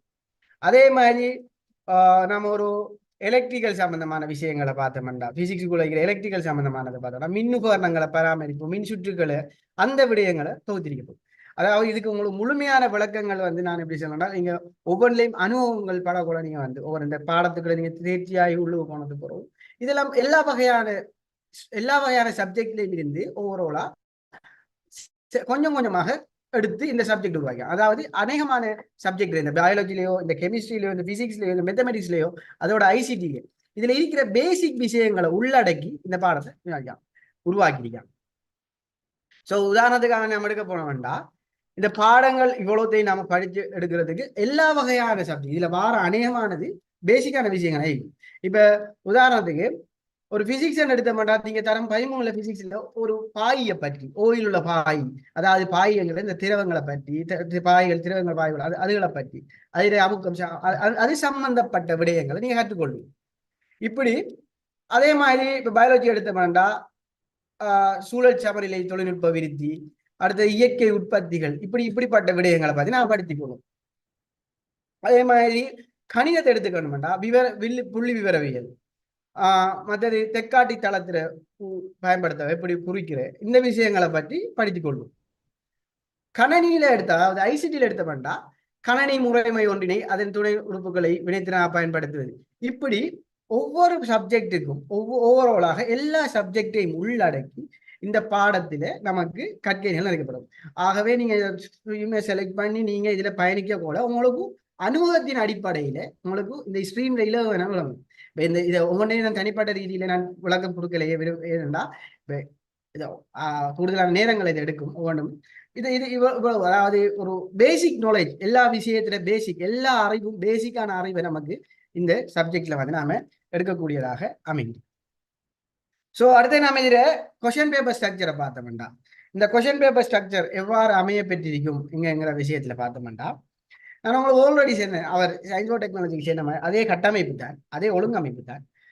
ஒரு இதுல எம்சிக்யூ அதாவது எம்சிக்யூ மொத்தமாக 50 கேள்விகளை உள்ளடக்கப்பட்டிருக்கும். இந்த 50 கேள்விகளிலையும் நம்ம எதிர்கொள்ள போனோம்னா உங்களுக்கு 2 மணித்தியாலங்கள் சந்திருப்பாங்க. இந்த 2 மணித்தியாலங்களுக்குள்ள நீங்க இந்த 50 கேள்விகளை நீங்க செஞ்சிருக்கணும் செய்ய வேண்டும். இதுக்கு மொத்த புள்ளி 100 புள்ளிகளை வழங்குவாங்க. இப்ப இந்த புள்ளி வழங்குற திட்டங்கள் என்பது உங்களோட படிக்கிற காலத்துல உங்களோட ஆசிரியர்களாக வழிகாட்டப்படும். இப்ப உதாரணத்துக்கு இதுல நாம பார்த்தோம் எல்லா வகையான சப்ஜெக்ட் உள்ளடக்கப்பட்டிருக்கும் என்ற அடிப்படையில பயாலஜில 5 கொஸ்டின்ஸ் இதை வந்திருக்கும் 5 வினாக்கள் வந்திருக்கும். இரசாயனவியல ஒரு 13 வினாக்களை உள்ளடக்கப்பட்டிருப்பாங்க. அதே மாதிரி ஐசிடில 10 வினாக்கள், கணிதத்துல ஒரு 10 வினாக்கள், பிசிக்ஸ்ல ஒரு 12 வினாக்கள். ஸோ ஓவராலாக 50 வினாக்களை இந்த எம்சிக்யூங்கிறது உள்ளடக்கப்பட்டிருக்கு. அதே டைம்ல ஸ்ட்ரக்சர் அதாவது ஸ்ட்ரக்சர்ங்கிறது இது 2 வகையான கட்டமாக நடக்கும். எம்சிக்யூங்கிறது ஒரு நாள்லையும் ஸ்ட்ரக்சர் அதாவது பார்ட் 2 வினாத்தாள் 2ங்கிறது இன்னொரு நாள்லையும் அதாவது 2 நாட்கள் இடைவெளியில அநேகமா நடக்கப்படுற அப்படிப்பட்ட இடைவெளியில நடக்கப்படுற ஃபைனல் எக்ஸாம்ல. ஸோ அப்படிப்பட்டதுல இது ஒரு பாட்டு 3 வினாத்தாள் 3 மணித்தியால கொஸ்டின் பேப்பர் ஆയിരിக்கும். இந்த 3 மணித்தியால கொஸ்டின் பேப்பர்ல ஸ்ட்ரக்சர் 4 கேள்விகளை கொண்டு உள்ளடக்கி இந்த 4 கேள்விகளில் ஒவ்வொரு கேள்விக்கும் 100 மார்க்ஸ் வீதம் 400 புள்ளிகள் வழங்கப்பட்டது.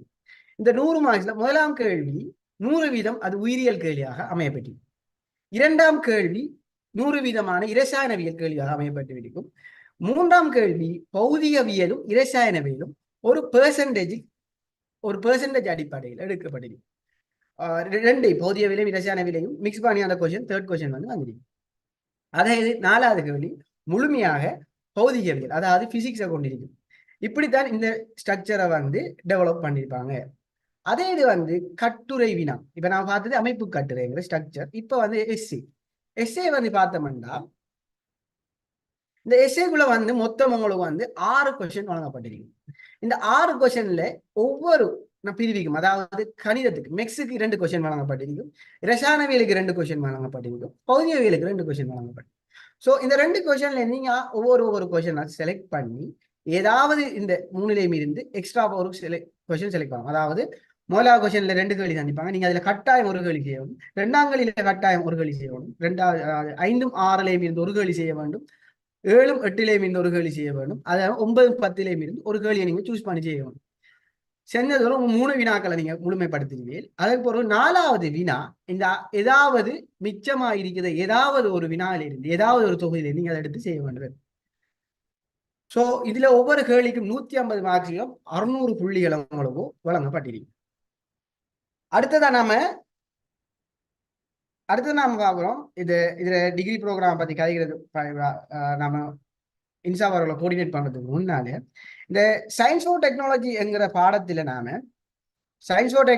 பாடத்துல நாம ஒரு எல்லா வினாக்களையும் உள்ளடக்கப்பட்டிருக்கின்றா. நீங்க இது பேசிக்கா இந்த இடெக்குள்ள உள்வாடக்குள்ள, அதாவது இந்த இன்ஜினியரிங் டெக்னாலஜியை செலக்ட் பண்ணி அதை நீங்க கற்கிறதுக்கு முந்தி உங்களுக்கு ஒரு அடிப்படை ஒரு அறிவுகள் இதுல என்னண்டா, நான் இன்ஜினியரிங் டெக்னாலஜியை படிக்கிறேன்ற வகையிலும் இந்த ஸ்ட்ரீம்ல சயின்ஸ் ஃபார் டெக்னாலஜியில இதற்காக மக்களை நான் மாணவர்களை வழிப்படுத்தி கொண்டிருக்கிறேன் என்ற வகையிலையும் நான் விரும்புவது என்னண்டா, நீங்க எல்லாரும் அடிப்படையாக நீங்க கொண்டிருக்கிற உங்களுடைய அறிவுகளை அந்த தேற்றங்கள் பற்றிய சிறு விஷயங்களை பற்றிய கணிதம் பிசிக்ஸ் பற்றிய அறிவுகள் உங்களை ஏற்கனவே ஓலவல்ல நீங்க படித்ததை கொஞ்சம் அதை கொஞ்சம் இன்னும் கொஞ்சம் மேம்படுத்தி இதுக்குள்ள வரக்குள்ள உங்களுக்கு ஈஸியா இருக்குமேங்கிற அந்த விஷயத்தையும் சொல்லிக்கிறோம். ஸோ இவ்வளவு தான் இந்த சயின்ஸ் ஃபார் டெக்னாலஜிங்கிறது. எந்த ஒரு சப்ஜெக்டும் எந்த ஒரு விடயமும் உலகத்தில் இருக்கிறது பெரிதான ஒரு விடயமாக இல்லை. நம்ம படிக்கிறதுலையும் நம்ம முயற்சியிலையும் தான் இருக்கிறத சொல்லி, இப்ப இந்த ஸ்லைட்ல இருந்து உங்களுக்கு இந்த ஸ்ட்ரீமை செலக்ட் பண்றதால நாங்க சேர்ந்த அந்த டைட்டில், அந்த டிகிரி ப்ரோக்ராம் என்ன, எப்படி உங்களோட ஃபியூச்சர் அமையுங்கிறத பத்தி உங்களுக்கு ஒரு விளக்கத்தை தாரதுக்காக வேண்டி நான் இன்சாப் அவர்களை இந்த ஸ்லைடை ஷேர் பண்ணிக்கோங்க. சரி,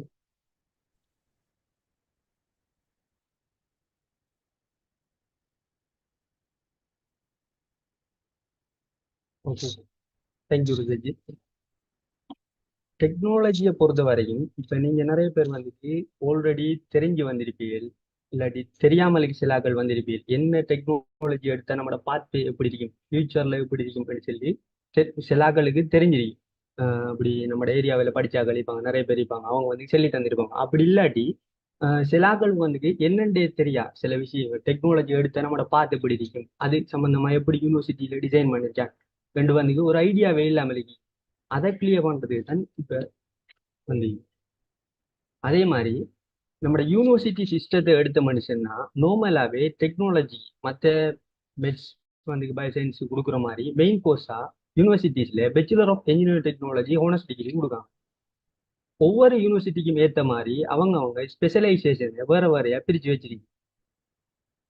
சொல்ல போன உதாரணத்துக்கு ஜெயபுர யூனிவர்சிட்டி எடுத்த மனுஷனா construction and building service technology, energy and environmental technology இப்படின்னு சொல்லி அவங்க ஒரு 6 ஸ்பெஷலைசேஷன் வச்சுக்காங்க.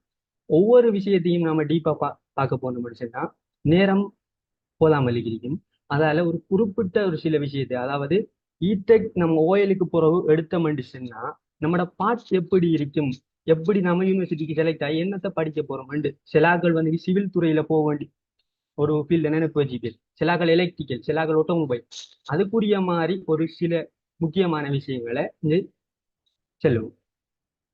முதலாவது ஜெயபுர யூனிவர்சிட்டியில 6 டிகிரி விடுவாங்க. அதுல கன்ஸ்ட்ரக்ஷன் பில்டிங் சர்வீஸ். கன்ஸ்ட்ரக்ஷன் ரெண்டு வரக்குள்ள ஒரு பில்டிங்கை அத்திவாரத்திலிருந்து ரூப் வரைக்கும் என்னென்னலாம் பிளான் பண்ணி ட்ரோயிங்ல எப்படி எல்லாம் கட்டுவோமோ அவ்வளவு விஷயமும் அதுக்குள்ள வரும். அதே மாதிரி அடுத்தது ஜியோ டெக்னாலஜி வரக்குள்ள மண்ணோட சம்பந்தப்பட்டது எல்லா விஷயமுமே அதுக்குள்ள வரும். அதே மாதிரி அவங்க ஆட்டோமொபைல் கொடுக்காங்க, மெக்காட்ரானிக் டெக்னாலஜி கொடுக்காங்க, பொலிமர் அண்ட் ப்ரொசஸிங் டெக்னாலஜி அப்படின்னு சொல்லி கொடுக்காங்க. இந்த பொலிமர் அண்ட் ப்ரொசஸிங் டெக்னாலஜியில பொலிமர் சம்பந்தமா படிப்பியல், அதோட நேச்சுரல் ரப்பர் சம்பந்தமா படிப்பியல், பிளாஸ்டிக்ஸ் அதுகள் சம்பந்தமான ஒரு இன்ட்ரோடக்ஷன் அது இருக்கு. அடுத்தது யூனிவர்சிட்டி ஆஃப் கொலம்பு என்ன செய்யறாங்கன்னு சொன்னா இன்ஸ்ட்ருமெண்ட் அண்ட் ஆட்டோமேஷன் டெக்னாலஜி அப்படின்னு சொல்லி ஒரு மெயின் கோர்ஸே வச்சிருக்காங்க. ஒன்று தானே அவங்க வச்சிருக்காங்க பேச்சுலர் ஆஃப் இன்ஜினியரிங் டெக்னாலஜி. அதுல வந்து இப்போ மாடர்ன் வேர்ல்டு போய்க்கு இருக்கிற வேகத்துக்கு எக்யூப்மெண்ட் எல்லாம் புதுசு புதுசா வந்துட்டே இருக்கு. நம்ம நாடு மட்டும் இல்லை, வெளிநாடு வேர்ல்டுல இருந்து நியூ எக்யூப்மெண்ட் வந்துட்டே இருக்கு. அதுக்கு எப்படி அந்த எக்யூப்மெண்ட்ஸ் எல்லாம் கையாளும், அதை வச்சு நாம எப்படி நம்ம நாட்டை டெவலப் பண்ற, புது புது விஷயங்களை எப்படி கண்டுபிடிக்கிற என்றது ஃபுல் டீட்டெயில்ஸான ஒரு படிப்பு தான் இந்த இன்ஸ்ட்ருமெண்ட் அண்ட் ஆட்டோமேஷன் என்ற ஒரு படிப்பு. அடுத்தது கலன் யூனிவர்சிட்டிஸ்ல 3 டிகிரி ப்ரோக்ராம் வச்சிருக்காங்க. Bachelor of construction technology, computer, control system, IT இதெல்லாம் வச்சு ஒரு மாடர்ன் இண்டஸ்ட்ரியில இருக்கிற ஒரு மெக்கானிக்கல் இன்ஸ்ட்ருமெண்ட்டை எப்படி டெவலப் பண்ற, எப்படி ரீப்ளேஸ் பண்ற, அந்த எக்யூப்மெண்ட் ஏதாவது புல வந்தா எப்படி செய்யற, அதை வச்சு எப்படி நாம நம்மளோட ஃபியூச்சரை கிரியேட் பண்ற எந்த விஷயம் அவ்வளோத்தையுமே யூனிவர்சிட்டி ஆஃப் கலனியில வச்சுட்டு இருக்காங்க. இப்போ மாடர்ன் வேர்ல்டுல இருக்கிற முதலாவது பிரச்சனை என்னன்னு சொன்னா, போஸ்ட் உருவாக்கின ஏர்லியா ஒரு ப்ராடக்ட்டுக்கு வந்து ஒரு குறிப்பிட்ட அளவு போஸ்ட் இருக்குன்னு சொன்னா, அந்த போஸ்ட் நாம எவ்வளவு மினிமைஸ் பண்ணோமோ அதுக்கு தான் முன்னுரிமை கிடைக்கும். அதுக்கேற்ற மாதிரி தான் இந்த இன்ஜினியரிங் டெக்னாலஜி சிலபஸ் எல்லாமே வடிவமைக்கப்பட்டு. அடுத்தது ஜப்னா யூனிவர்சிட்டியை பொறுத்த வரைக்கும் 3 ஸ்பெஷலைசேஷன் இருக்கு. Construction technology, automobile, electro technology. இதுல வந்து ஆட்டோமொபைலை பொறுத்த வரைக்கும் ஜப்னா யூனிவர்சிட்டியும் ஸ்ரீ ஜெயபுர யூனிவர்சிட்டியும் மட்டும்தான் ஆட்டோமொபைல் கொடுக்காங்க. மற்ற எந்த ஒரு இன்ஸ்டிடியூட்டோ அடுத்தது எந்த ஒரு ஸ்ட்ரீம் படிச்சு வாராங்களோ இந்த ஆட்டோமொபைல் டெக்னாலஜி என்ற ஒரு விஷயத்தை செய்யல. ஆட்டோமொபைல் டெக்னாலஜி என்ற ஒரு விஷயத்தை எடுத்த மனுஷன்னா, ஒரு வாகனம் இப்ப ஒரு மோட்டார் பைக்கில் ஆகிடும், அப்படி இல்லாட்டி ஒரு கார் அடிக்கணும், ஸ்டார்ட் டு எண்ட் வரைக்கும் ஒரு எப்படி அதை டிசைன் பண்றாங்க, எப்படி அந்த வாகனம் உருவாகுது, அடிப்படை எல்லா விஷயத்தையும் படிப்பிச்சு ஒரு ஃபியூவல்ல போட்ட மனுஷன்னா எப்படி அந்த வாகனம் ஃபங்க்ஷன் ஆகி ரன் பண்ணுது என்ற எல்லாத்தையும் டீட்டெயில்ஸா படிப்பிக்கிறது தான் இந்த ஆட்டோமொபைல் டெக்னாலஜி. அதே மாதிரி கன்ஸ்ட்ரக்ஷன் டெக்னாலஜி, பில்டிங் ரிலேட்டடா, electro technology, equipment, electronic device சம்பந்தமா ஃபுல் டீட்டெயில்ஸா படிப்பாங்க. அதே போல வயம்பை யூனிவர்சிட்டியிலையும் அதே மாதிரி construction, electro, mechanical and manufacture technology, material and nano science. Nano science இங்க வந்து அப்படின்னு சொன்னா, பொருட்களை நனோவோட சின்னதா இருக்கிறது நனோட அளவுக்கும் நனோவோட பெருசா இருக்கிறத நனோட அளவுக்கும் கொண்டு வரதுக்குரிய மாதிரியான டெக்னாலஜியை நிறைய வச்சிருக்காங்க. அவங்க இந்த படிப்பு செஞ்சு நிறைய பேர் இப்பவும் வந்து ரப்பர் ஃபேக்டரி அங்கன்னு சொல்லி ஒர்க் பண்ணாங்க. அதே மாதிரி ரஜராட்ட யூனிவர்சிட்டி, ருகுணு யூனிவர்சிட்டி, ஊவாவெல்லஸ், சப்ரகாமுவா போன்ற இடங்களையும் இவ்வளவு விஷயமும் இருக்கு. மெக்காட்ரோனிக் என்ற விஷயம் வரக்குள்ள நம்ம நிறைய பேருக்கு மெக்காட்ரோனிக் என்ன தெரியாமல் இருக்கு. மெக்காட்ரோனிக் வந்து இந்த எலக்ட்ரிக்கல், எலக்ட்ரானிக், அடுத்தது மெக்கானிக்கல், கம்ப்யூட்டர் சயின்ஸ் இதெல்லாம் நாளையும் சேர்த்து வச்சதுதான் மெக்காட்ரோனிக். உதாரணத்துக்கு நீங்க ஏஎல்ல வந்து இன்ஜினியரிங் டெக்னாலஜி சப்ஜெக்ட் எடுத்தீங்கன்னு சொன்னா எல்லாத்தையுமே மிக்ஸ் ஆகி ஒவ்வொன்றா போட்டிக்கு ஆட்டோமொபைல் ஒரு பார்ட் வருது, எலக்ட்ரிக்கல் ஒரு பார்ட் வருது, எலக்ட்ரானிக் எல்லாத்தையும் சேர்த்து வச்சு விரிவா படிக்கிறது தான் இந்த மெக்காட்ரோனிக் ஸ்பெஷலைசேஷன். இதை தாண்டி இந்த இன்ஜினியரிங் டெக்னாலஜி சப்ஜெக்ட்ஸ் எடுத்தாக்களுக்கு யூனிவர்சிட்டிஸ்ல இப்போ எல்லாருக்கும் வந்து மெயின் கோர்ஸ் கிடைக்கிறது இல்லையே. இப்போ இன்ஜினியரிங் மெட்ஸ் படிச்சு போறாங்களுக்கு இன்ஜினியரிங் கிடைக்கிற மாதிரி மற்ற கோர்ஸ்கள் தானே, பிஎஸ்சி அப்படின்னு சொல்லி. அது மாதிரி இன்ஜினியரிங் டெக்னாலஜி எடுக்கிறார்கள், டெக்னாலஜி ஸ்ட்ரீமாகளுக்கு இந்த கோர்ஸஸையும் வச்சிருக்கு. அதே அளவு தான் இந்த hospitality, tourism and hospitality management, physical education, primary education, project management நிறைய கோர்ஸை வச்சிருக்கு. இன்னும் ஃபெக்கல்டிஸ் வந்து கட்டுப்பட்டு இருக்கு. எப்படி ஆக்களை கூட எடுக்க, இன்ஜினியரிங் டெக்னாலஜி ஆக்களை எப்படி கூட்டுற அப்படின்னு சொல்லி கட்டுப்பட்டு இருக்கு.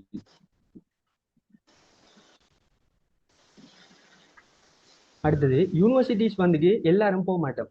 இப்போ ஒரு குறிப்பிட்ட அளவு ஆக்கள் தான் யூனிவர்சிட்டிஸுக்கு செலக்ட் ஆகும். அதை தாண்டி நிறைய பேர் மத்தாக்கள் நாங்க இட்டக்க படிச்சா என்ன செய்யறன்னு சொல்லி யோசிக்க தேவையில்லை. அதே மாதிரி நம்ம நாட்டிலேயே நிறைய விஷயம் இருக்கு.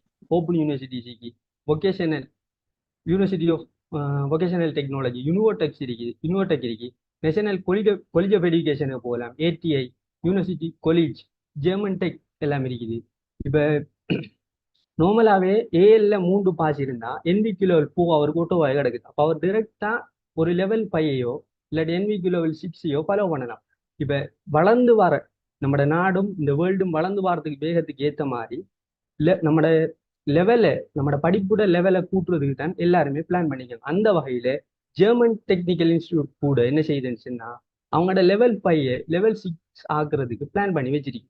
அதே மாதிரி நிறைய இடங்கள்ல டெக்னிக்கல் காலேஜில் கூட லெவல் 6 வந்துச்சு. இதை தாண்டி நேரத்தோட சொன்ன மாதிரி யூனிவர்சிட்டிஸ்ல நிறைய கோர்ஸ் இருக்கு. அந்த கோர்ஸ்ல இப்ப நீங்க யோசிக்கலாம் நம்முடைய மொரட்டுவ பேராதனியை எடுக்கல அப்படின்னு சொல்லி. ஆனா நீங்க இன்னும் சென்னை யூனிவர்சிட்டியில போய் டாப் கிளாஸ் அடிச்சீங்கன்னு சொன்னா மொரட்டுவையிலையோ இல்லாட்டி பேராதனி யூனிவர்சிட்டிலையோ இன்ஜினியரிங் ஃபெக்கல்ட்டியில இல்லாட்டி ஃபெக்கல்ட்டி ஆஃப் சயின்ஸ் இதுல வந்து மாஸ்டர்ஸ் ஃபாலோ பண்றதுக்கு வாய்ப்பு இருக்கு. நிறைய பேர் இப்போ வந்து 3 பேட்ச் நார்மல் எல்லா யூனிவர்சிட்டிலையும் பாஸ் அவுட் ஆயிடுச்சு. அந்த 3 பேட்ச்ல இருந்து நிறைய பேர் வந்து இந்த சென்னை ஃபெக்கல்ட்டியிலாம் மாஸ்டர்ஸை ஃபாலோ பண்ணிட்டு இருக்காங்க. இன்னும் நான் மேலுக்கு சொன்ன அவ்வளோ விஷயமே என்ஜினியரிங் டெக்னாலஜி சம்மந்தப்பட்டது. இதை தாண்டி இதுல ஐடியோ நீங்க எக்ரிகல்ச்சரோ எடுத்திருந்தீங்கன்னு சொன்னா வேற ஐடி கோர்சஸ் நிறைய இருக்கு யூனிவர்சிட்டிஸ். அதே மாதிரி எக்ரிகல்ச்சருக்கும் நீங்க போட்டு போகலாம். ரைட்.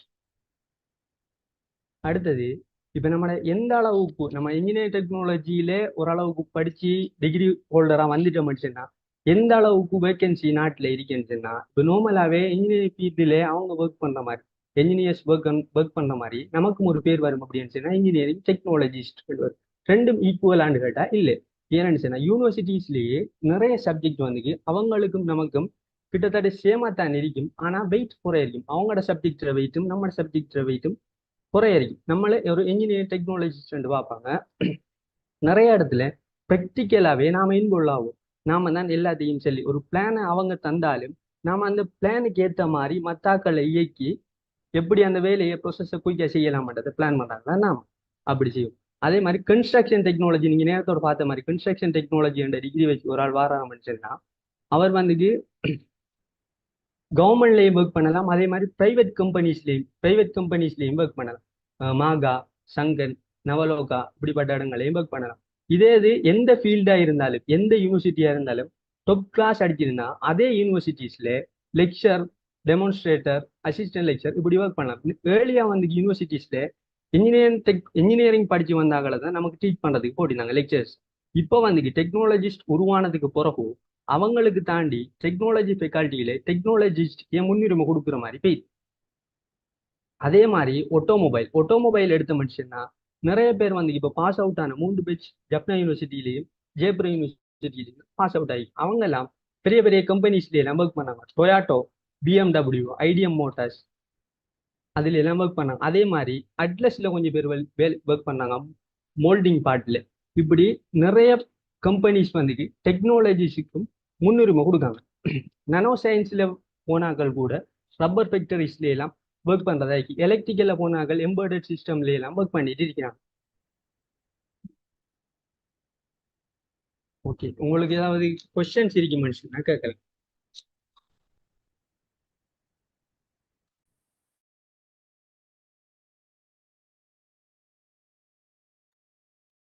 தேங்க்யூ இன்ஃபாஸ். எக்ஸாக்ட். இப்போ நான் என்னென்னா இப்போ நீங்கள் இந்த ஓவராலாக உங்களுக்கு இன்ஜினியரிங் டெக்னாலஜி என்கிற ஸ்ட்ரீமை பற்றின ஒரு ஒரு முழு விளக்கத்தை எங்களால் முடிந்த அளவுக்கு நாங்கள் உங்களுக்கு விளக்கமாக சொல்லியிருக்கோம். ஸோ இதில் உங்களுக்கு ஏதாவது ஒரு கொஷின்ஸ், இதில் ஏதாவது ஒரு டவுட் உங்களுக்கு என்னது இதில் கிளியர் பண்ணணும், இதில் ஏதாவது விளங்காமல் இருந்தால் இதை பற்றி நீங்கள் இந்த கொஷின் அண்ட் ஆன்சர் செஷனில் நீங்கள் வந்து கேட்டுக்கொள்ளலாம். உங்களுக்கான டைம் தான் இது. உங்களை இந்த தெளிவை இன்னும் கூட்டுறதுக்கு ஒரு நாங்கள் கதைச்சதுல இருந்து நீங்கள் உங்களில் இருக்கிற கேள்விகளை எங்கள்கிட்ட கேட்கறதுக்கான நேரம். ஸோ யாருக்குமே இருந்தால் நீங்கள் மைக் ஆன் பண்ணி நீங்கள் கதைக்கலாம்.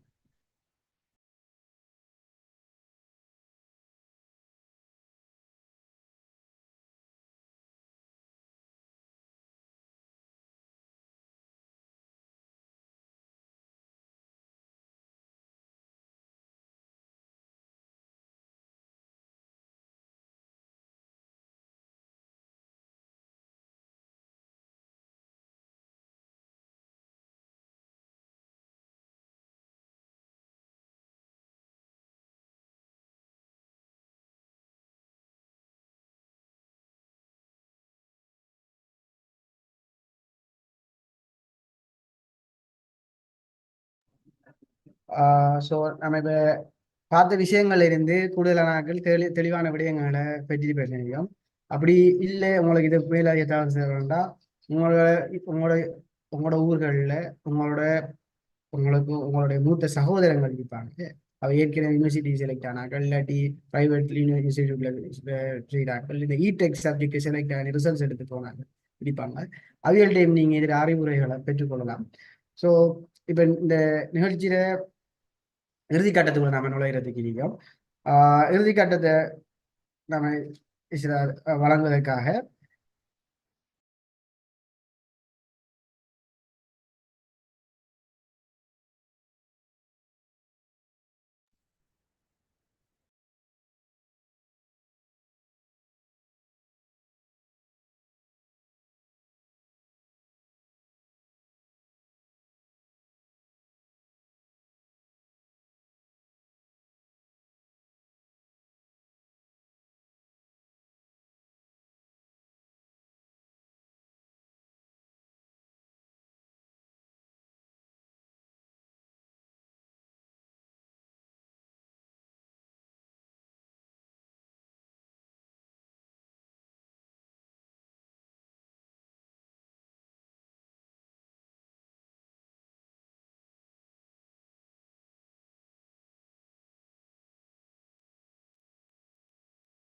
Am I audible?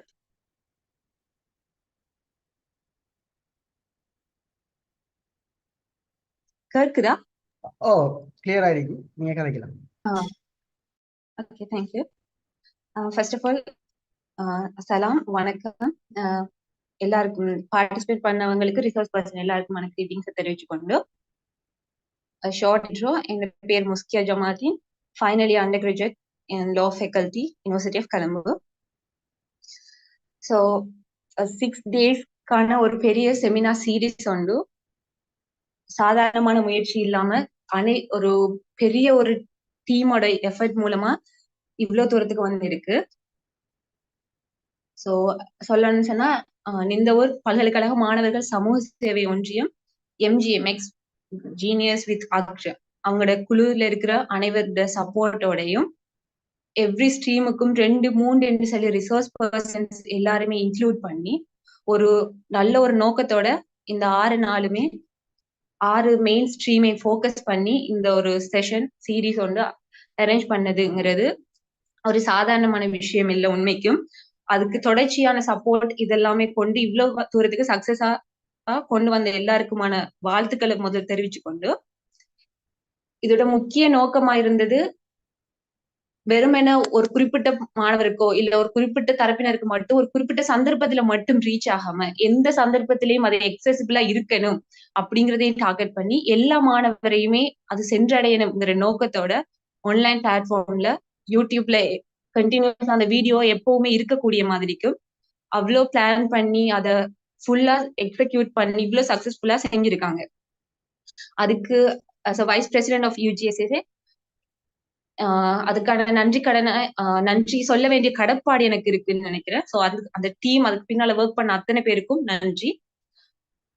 அதற்கு முதல் சொல்லணும்னு சொன்னா இப்ப இந்த சீரியஸை பத்தி சொல்லும் போது ஒவ்வொரு ஸ்ட்ரீம் சார்ந்து அதுல இப்ப கரண்ட்ல ஆக்டிவா இன்வால்வ்மெண்ட்ல இருக்கக்கூடிய அனைத்து மாணவர்கள் யாருமே வந்துட்டு பாஸ்ட்ல இருந்தவங்களோ இல்ல அப்படி இல்லாம அதுல ஃபுல்லு எப்ப யாரெல்லாம் இன்வால்வ்மெண்டா இருக்காங்களோ யாருக்கெல்லாம் கிளியர் நாலேஜ் அது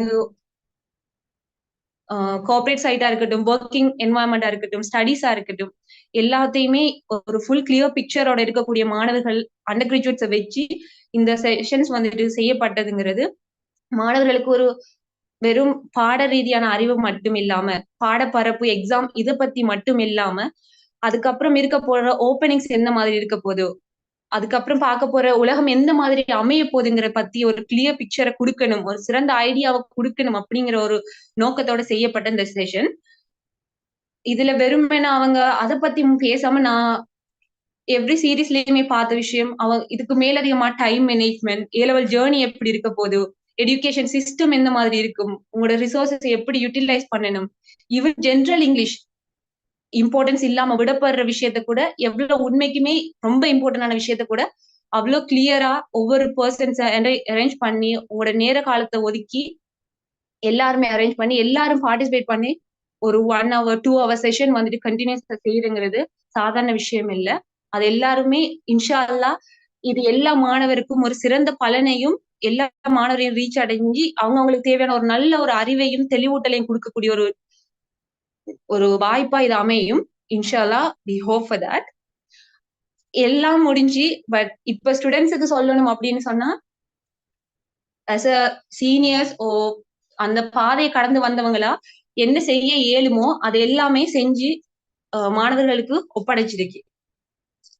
இனி அதை டிசைட் பண்ண போறது என்னதான் பூர்ண அறிவு கொடுத்தாலும் அந்த டிசிஷன் மேக்கர்ஸ்ங்கிறது மாணவர்கள். இதுக்கப்புறம் அந்த கல்வியை தொடர போற ஏலெவல தொடர போற ஏலெவல் மாணவர்கள் அவங்க இதுவரை நீங்க மாணவர்கள் எல்லாருமே வந்துட்டு இதுவரைக்கும் உங்களோட அறிவு உங்களோட முயற்சி எல்லாத்தையுமே போட்டு பெற்றோர்களோட சப்போர்ட் எல்லாத்தையோடையும் சேர்த்து உங்களால இயன்ற வரைக்கும் உங்களோட பெஸ்ட்டை கொடுத்துட்டு உங்களோட ஃபியூச்சரை எதிர்பார்த்து இப்ப இந்த செஷனை நீங்க யூடியூப்ல பார்த்தாலும் சரி இல்ல ஜூம்ல ஜாயின் ஆகி இருக்கிறவங்களா இருக்கட்டும் எல்லாருமே ஏதோ ஒரு நோக்கத்தோட ஒரு இலக்கோட கல்விக்கான ஒரு தேடலோட தான் இந்த இடத்துல இருக்கிறீங்க. அதுக்கும் ஒரு பெரிய பாராட்டு. எங்களோட விஷஸ் அண்ட் ப்ரேயர்ஸ் வந்துட்டு உங்களோட தொடர்ச்சியா இருக்கும். இதுக்கப்புறம் நீங்க எடுக்க போற ஒவ்வொரு ஸ்டெப்பும் வந்துட்டு பெஸ்டா சக்சஸ்ஃபுல்லா பிரைட்டா போகணும் அப்படிங்கிற ப்ரேயர்ஸ் இருக்கும். இதுக்கப்புறம் நீங்க எடுக்க போற இந்த ஸ்டெப்புக்கான இந்த புஷ் இந்த எஃபோர்ட் இந்த இனிஷியேட்டிவ் இது நீங்க தான் யூட்டிலைஸ் பண்ணிக்க போறீங்க. டிசைட் பண்ண போறது நீங்க. ஸோ எங்கட ஃபைனலா நான் ரிக்வெஸ்ட் பண்றது எப்படின்னு சொன்னா டிசைட் பண்ணுங்க. யாரோ இவங்க இந்த கோர்ஸ் செய்யறாங்க இல்ல பக்கத்துல இருக்கிறவங்க போறாங்க அதனால ஈஸியா இருக்கும் ஃப்ரெண்ட்ஸ் செய்யறாங்க இப்படிங்கிற ரீசனுக்காக எல்லாம் உங்களுக்கு செட் ஆகாத உங்களுக்கு சூட் ஆகாத ஒரு ஏரியாவை சூஸ் பண்ணி போகாதீங்க. ஏ லெவல் ஒரு ஸ்டேஜ் இருந்தா ஏ லெவலுக்கு அப்புறம் இருக்க போறது லைஃப்ல ரொம்ப இம்பார்ட்டன்டான ஸ்டேஜ்.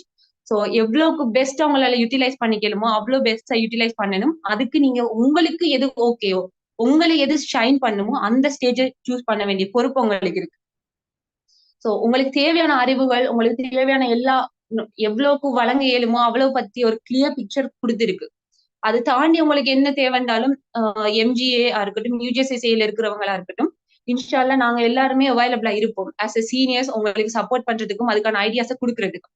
பட் ஸ்டில் இந்த வீடியோஸ் எல்லாமே உங்களுக்கு யூடியூப்ல மேக்ஸ் ஜீனியஸ் வித் அக்ரம்ங்கிற யூடியூப் பேஜ்ல ஃபுல் அவைலபிளா இருக்கு. ஸோ நீங்க போயிட்டு வீடியோஸை லேட்டா ரிலாக்ஸ் ஆகி உங்களுக்கு ஒவ்வொருத்தருக்கும் ஒவ்வொரு ரிலீஜியஸ் ரீதியான ஒரு இது இருக்கும். ஒரு தீர்மானத்தை எடுக்கிறதுக்கு முதல் ஒரு மைண்ட் செட் வந்துட்டு கிளியரா இருக்கணும். ஸோ அந்த மாதிரி கிளியர் ஃபிக்ஸ் பண்ணிக்கோங்க. அதுக்கப்புறம் வந்துட்டு பேரண்ட்ஸோட இருந்து இதுதான் விஷயம் இப்படித்தான் இது போக போகுதுன்னு டிஸ்கஸ் பண்ணுங்க. பேரண்ட்ஸா இருக்கட்டும் உங்களோட எல்டர் சிப்ளிங்ஸா இருக்கலாம் யார் சரி இருக்கட்டும் டிஸ்கஸ் பண்ணுங்க பேசுங்க. உங்களோட இன்ட்ரெஸ்ட் என்ன இருக்குங்கிறது அவங்ககிட்ட சொல்லுங்க. அவங்களோட எக்ஸ்பெக்டேஷன் எல்லாத்தையுமே கேட்டு ஃபைனல் ஒரு டிசிஷன் உங்களுக்கு எது ஓகேயோ அதை எடுங்க. இது நல்லா இருக்குமே இது இப்படி செஞ்சா இந்த நானா இப்படி சொல்றாரு இப்படி செஞ்சா நல்லா இருக்குமே அப்படின்னு யோசிக்காதீங்க. உங்களோட டேலண்ட் உங்களோட எபிலிட்டி உங்களோட இன்ட்ரெஸ்ட் உங்களுக்கு தான் தெரியும். இன்ட்ரெஸ்ட் இல்லாத ஒன்றை எடுத்து யாரோ சொன்னாங்கிறதுக்காக செய்யறது ரொம்ப கஷ்டம். மிட்ல வந்துட்டு ஏண்டா எடுத்த இந்த மாதிரி கொஸ்டின் வந்துடக்கூடாது. சோ அதுக்காக எல்லா சப்ஜெக்ட்ஸ் 6 ஸ்ட்ரீம் இருக்கு 6ஐயுமே பாருங்க. பேரண்ட்ஸோடயோ மத்தவங்களோட இருந்து பாருங்க. டிஸ்கஸ் பண்ணுங்க. உங்களோட ஐடியாஸ் என்னன்னு டிஸ்கஸ் பண்ணுங்க. அதுக்கப்புறம் வந்துட்டு உங்களுக்கு உண்மைக்குமே எது இன்ட்ரெஸ்ட் உங்களை அட்ராக்ட் பண்ணுதோ அதை சூஸ் பண்ணுங்க. அதை சூஸ் பண்ணி ஃபுல் எஃபர்ட் கொடுங்க. இந்த ஏ லெவல் 3 இயர்ஸ் அது கஷ்டமா இருந்தாலும் இதா இருந்தாலும் இதுல நீங்க எவ்வளவு எஃபர்ட் போடுறீங்கிறத வச்சுதான் உங்களோட அடுத்த ஃபியூச்சர் இதாக போகுது. சோ நீங்க இந்த 2-3 இயர்ஸ்க்குள்ள எவ்வளவு எஃபர்ட் மேக்சிமம் போடுறீங்களோ அவ்வளவுக்கு அவ்வளோ அது உங்களுக்கு ஃபியூச்சர்ல உங்களை ஷைன் பண்ண வைக்க போகுது. ஸோ உங்களுக்கான ஒரு பீரியட் இதை எடுத்துக்கிட்டு லைஃப மேனேஜ் பண்ணி கொண்டு டைம் மேனேஜ்மெண்ட் அவங்க சொன்ன மாதிரி படிப்பு மட்டுமே சொல்லல ஆனா அது ஒரு ஃபர்ஸ்ட் ப்ரையாரிட்டி. ஸோ உங்களோட டைமை மேனேஜ் பண்ணி பெஸ்டா செய்யுங்க. ஃபர்ஸ்ட்டுக்கு சொல்றது இதுதான். பேரண்ட்ஸ் உங்களோட ரிலீஜியஸ் இதை முடிச்சுட்டு வீடியோஸ் எல்லாத்தையும் பாருங்க. இதுதாண்டு ஆல்ரெடி ஒன்று ஃபிக்ஸ் பண்ணி வச்சுட்டு மைண்ட்ல பாக்காதீங்க. இந்த ஸ்ட்ரீம் தான் போப்பன்னு ஃபிக்ஸ் பண்ணி வச்சுட்டு பாத்தீங்கன்னு சொன்னா உங்களுக்கு அது மட்டும் தான் தோணும். ஆரையுமே அனலைஸ் பண்ணுங்க. நீங்க உங்களோட பர்சனல் லைஃப் அவங்களுக்கு தெரிஞ்ச ஒவ்வொரு ரிசோர்ஸ் பர்சனும் அவங்களோட நாலேஜ் தந்திருக்காங்க. நீங்களும் அனலைஸ் பண்ணுங்க. இது ஓகேவா இது இல்லையா இது செட் ஆகுமான்னு நீங்க உங்களோட analyse self analysis very important. அத அந்த ஸ்டேஜ்ல செஞ்சுட்டு உங்களுக்கு எது ஃபிக்ஸ் ஆகுதோ அந்த ஒரு துறையை சார்ந்து உங்களோட பாதையை இதுக்கப்புறம் கொண்டு போகணும். அப்படிங்கிற ஒரு தீர்மானத்தை எடுங்க. And இந்த ஸ்டேஜ் இந்த மாதிரி ஒரு பிளாட்ஃபார்ம் எங்களுக்கு எல்லாம் இருக்கல. எங்கட இயர்ஸ்ல எல்லாம் இந்த அளவுக்கு செஷன் செஞ்சு இது எப்படி இருக்க போகுது, ஜாப் ஓப்பனிங்ஸ் என்ன இதெல்லாம் தெரியாது. என்ன இன்ட்ரெஸ்டா இருந்துச்சோ அதுதான் பேஸ் பண்ணி போனோம். எம்பிஷன் சின்ன வயசுல ஒன்று செட் பண்ணிருப்போம், அதை வச்சுதான் போனோம். அந்த மாதிரி தான் இருந்துச்சு. அப்படி இல்லாம உங்களுக்குன்னு ஒரு பெஸ்ட் பிளாட்ஃபார்ம் ஒன்று கிரியேட் ஆகிருக்கு. அதை யூட்டிலைஸ் பண்ணி give your best and do your best analysis. அதுக்கப்புறம் டிசைட் பண்ணி ஒரு பெஸ்ட் துறைக்கு போக பாருங்க. இதுதான் ஸ்டூடெண்ட்ஸுக்கு சொல்ற ஒரு முக்கியமான அறிவுரை. அண்ட் அதை தாண்டி இங்கிலீஷ் நாலேஜாக இருக்கட்டும், உங்களோட டைம் மேனேஜ்மெண்டா இருக்கட்டும், பர்சனல் க்ரோத்தா இருக்கட்டும், பர்சனாலிட்டிஸா இருக்கட்டும், எல்லாத்தையுமே க்ரோ பண்ணிக்கிட்டு ஷைன் பண்ணி போக பாருங்க. வெறுமன புத்தக பூச்சிகளாக மட்டும் இல்லாம உங்களுடைய லாங்குவேஜா இருக்கட்டும் எல்லாத்தையுமே இம்ப்ரூவ் பண்ண பாருங்க. At the same times I would emphasise பண்ணணும்னா நல்லாவே யோசிச்சு நிதானமா உங்களுக்கான துறையை தீர்மானிக்க பாருங்க.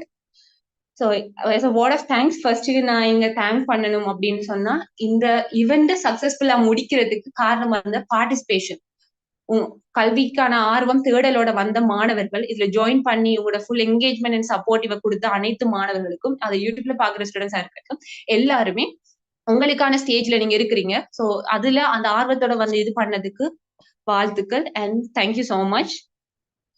அதை தாண்டி முக்கியமா சொல்ல வேண்டியது ரிசோர்ஸ் பர்சன்ஸ் எல்லாருமே, அண்டர் கிராஜுவேட்ஸா இருக்கட்டும், லைக் ஏதோ இதுல வந்துட்டு ஒர்க் பண்ணிட்டு இருக்கிறவங்களா இருக்கட்டும், உங்களோட டைம், உங்களோட எக்கடமிக்ஸ் அண்ட் அதர் ஒர்க்ஸ் ஹெவி ஷெடியூலுக்குள்ள அவ்வளவு டைட்டா இருந்தாலும் இந்த ஸ்டூடெண்ட்ஸுக்காக நாங்க செய்யணும் அந்த உணர்ந்து அந்த ஸ்டேஜை யூஸ் பண்ணி உங்களோட பெஸ்ட் நீங்க ஸ்டூடெண்ட்ஸுக்கு கொடுத்துறீங்க. இது இப்ப நெக்ஸ்ட் இயர் பிள்ளைகள் கூட இந்த வீடியோஸை பார்க்க யூஸ் பண்ணு.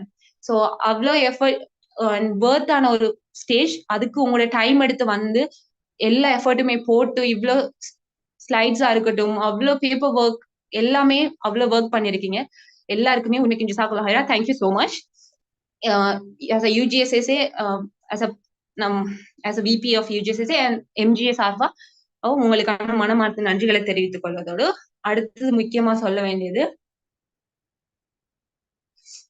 MGA and UGSSA, MGA initiative and UGSSA collaborate பண்ணி செய்யப்பட்ட ஒரு ஈவென்ட். அதுல இருந்து அதுல ஒவ்வொரு ஸ்டேஜா, அது எடிட்டிங்கா இருக்கட்டும், எல்லாத்துலயுமே வந்துட்டு சப்போர்ட் பண்ணி அது சக்சஸ்ஃபுல்லா இன்னைக்கு முடிக்கிறதுக்கு காரணமா இருக்கிற ஒவ்வொரு மெம்பர்ஸ், ஹோஸ்டா இருக்கட்டும், டீம் பின்னால ஒர்க் பண்ண இந்த ஜூமுக்கும் வீடியோஸுக்கும் பின்னால இருக்கிற அத்தனை பேரோட உழைப்பும், உங்களோட உழைப்புகள் இல்லாம இவ்வளவுக்கு இது சக்சஸ்ஃபுல்லா முடிஞ்சிருக்காது. இந்த 6 ஈவென்ட்ஸையும் 6 நாளும் ஆன்லைன்ல, அதுவும் ரொம்ப கஷ்டமான விஷயம்.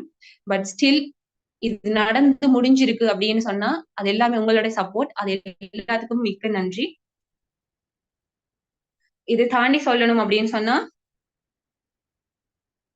இந்த மாதிரியான நிறைய இனிஷியேட்டிவ்ஸ் அண்ட் மாணவர்களுக்கு சப்போர்ட் பண்ணி தொடர்ச்சியா கொண்டு போறதுக்காக பலவிதமான ஐடியாஸ் அண்ட் பலவிதமான முயற்சிகளோடையும் உந்து சக்தியோ ஒரு உத்வேகத்தோட எல்லாருமே இருக்கிறாங்க. அது யூஜிசியா இருக்கட்டும், எம்ஜிஆ இருக்கட்டும், அதுக்காக ஹார்ட் ஒர்க் போட்டுட்டு இருக்கிற மாணவர்கள் அவங்களுமே யூனிவர்சிட்டியில இருந்தாலுமே அவ்வளவு எஃபர்ட் போடுறாங்க. அவங்களோட எஃபர்ட் தொடர்ச்சியா உங்களுக்கான உங்களுக்கு தேவையான அறிவு சார்ந்த நிறைய விஷயங்கள், உங்களோட கல்வி சார்ந்த பாதையில சப்போர்ட் பண்ணக்கூடிய நிறைய விஷயங்கள் தொடர்ச்சியா வந்துட்டு அவங்க செய்யறதுக்கு நிறைய பிளானிங்கோட இருக்கு. So keep supporting. தொடர்ச்சியா எம்ஜிஏ அண்ட் யூஜிசிஎஸோட இணைந்திருங்க. உங்களுக்கான அப்டேட்ஸ் அண்ட் படிப்பு சார்ந்த விஷயங்கள் நிறைய ஃபியூச்சர் டேஸ்ல வந்துட்டு வாரத்துக்கு இருக்கு. ஸோ அதை யூட்டிலைஸ் பண்ணிக்க பாருங்க. ஏன்னா அது சார்ந்து UGA and MGA, UGSSA and MGA வந்துட்டு எப்பவுமே ஃபுல் சப்போர்ட்டிவ்ல இருக்கும். உங்களுக்கு எப்ப என்ன சப்போர்ட் டவுட் தேவைன்னாலும் யூ கேன் ரீச் அவுட். எங்களால முடிஞ்ச ஒரு சப்போர்ட் அண்ட் இதை வந்துட்டு கண்டிப்பா செய்யறதுக்கு ரெடியா இருக்கு. அண்ட் அதை தாண்டி எல்லாரும் சொன்னா எனக்கு வாய்ப்பு தந்த இந்த தேங்க் பண்றதுக்கும் இதை ரெகக்னைஸ் பண்றதுக்கும் வாய்ப்பு தந்த டீமுக்கு தேங்க்ஸ். இன்ஷா அல்லாஹ் ஐ திங்க் இதோட முடிச்சுக்கலாம்னு நினைக்கிறேன். மாணவர்களுக்கான ரிமைண்டர் அப்படின்னு சொன்னா, take your time, do your analysis, ஃபைனலா உங்களோட டிசிஷனை நீங்க எடுங்க with your parents support.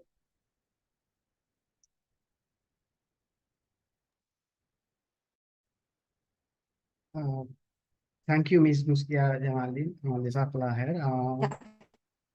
Okay, இது கடைசியாக ஓவராலாக நீங்கள் எல்லாரும் விளங்கினா ஒரு 2 இயர்ஸை நீங்கள் ஸ்பெண்ட் பண்ண போகிறேன். ஒரு லைஃப்பில் ஒரு டார்கெட்டை நோக்கி போக போகிறேன். இந்த லைஃப்ங்கிறது உங்களோட ஒரு டார்கெட் அடையணுங்கிறதுக்காக வேண்டி எல்லாத்தையும் இழந்து தான் அந்த டார்கெட் அடையணும் இல்லை. லைஃப்பை மேனேஜ் பண்ணி, டைமை மேனேஜ் பண்ணி, உங்களோட எல்லா தேவைகளையும் பூர்த்தி செய்து அதோட ப்ரியாரிட்டியை படிப்புக்கு கொடுத்து உங்களோட இதுகளை முடிச்சுருவாங்க. ஸோ இதோட இந்த செஷனை நாம் முடிச்சுக்கிறோம். Thank you everyone.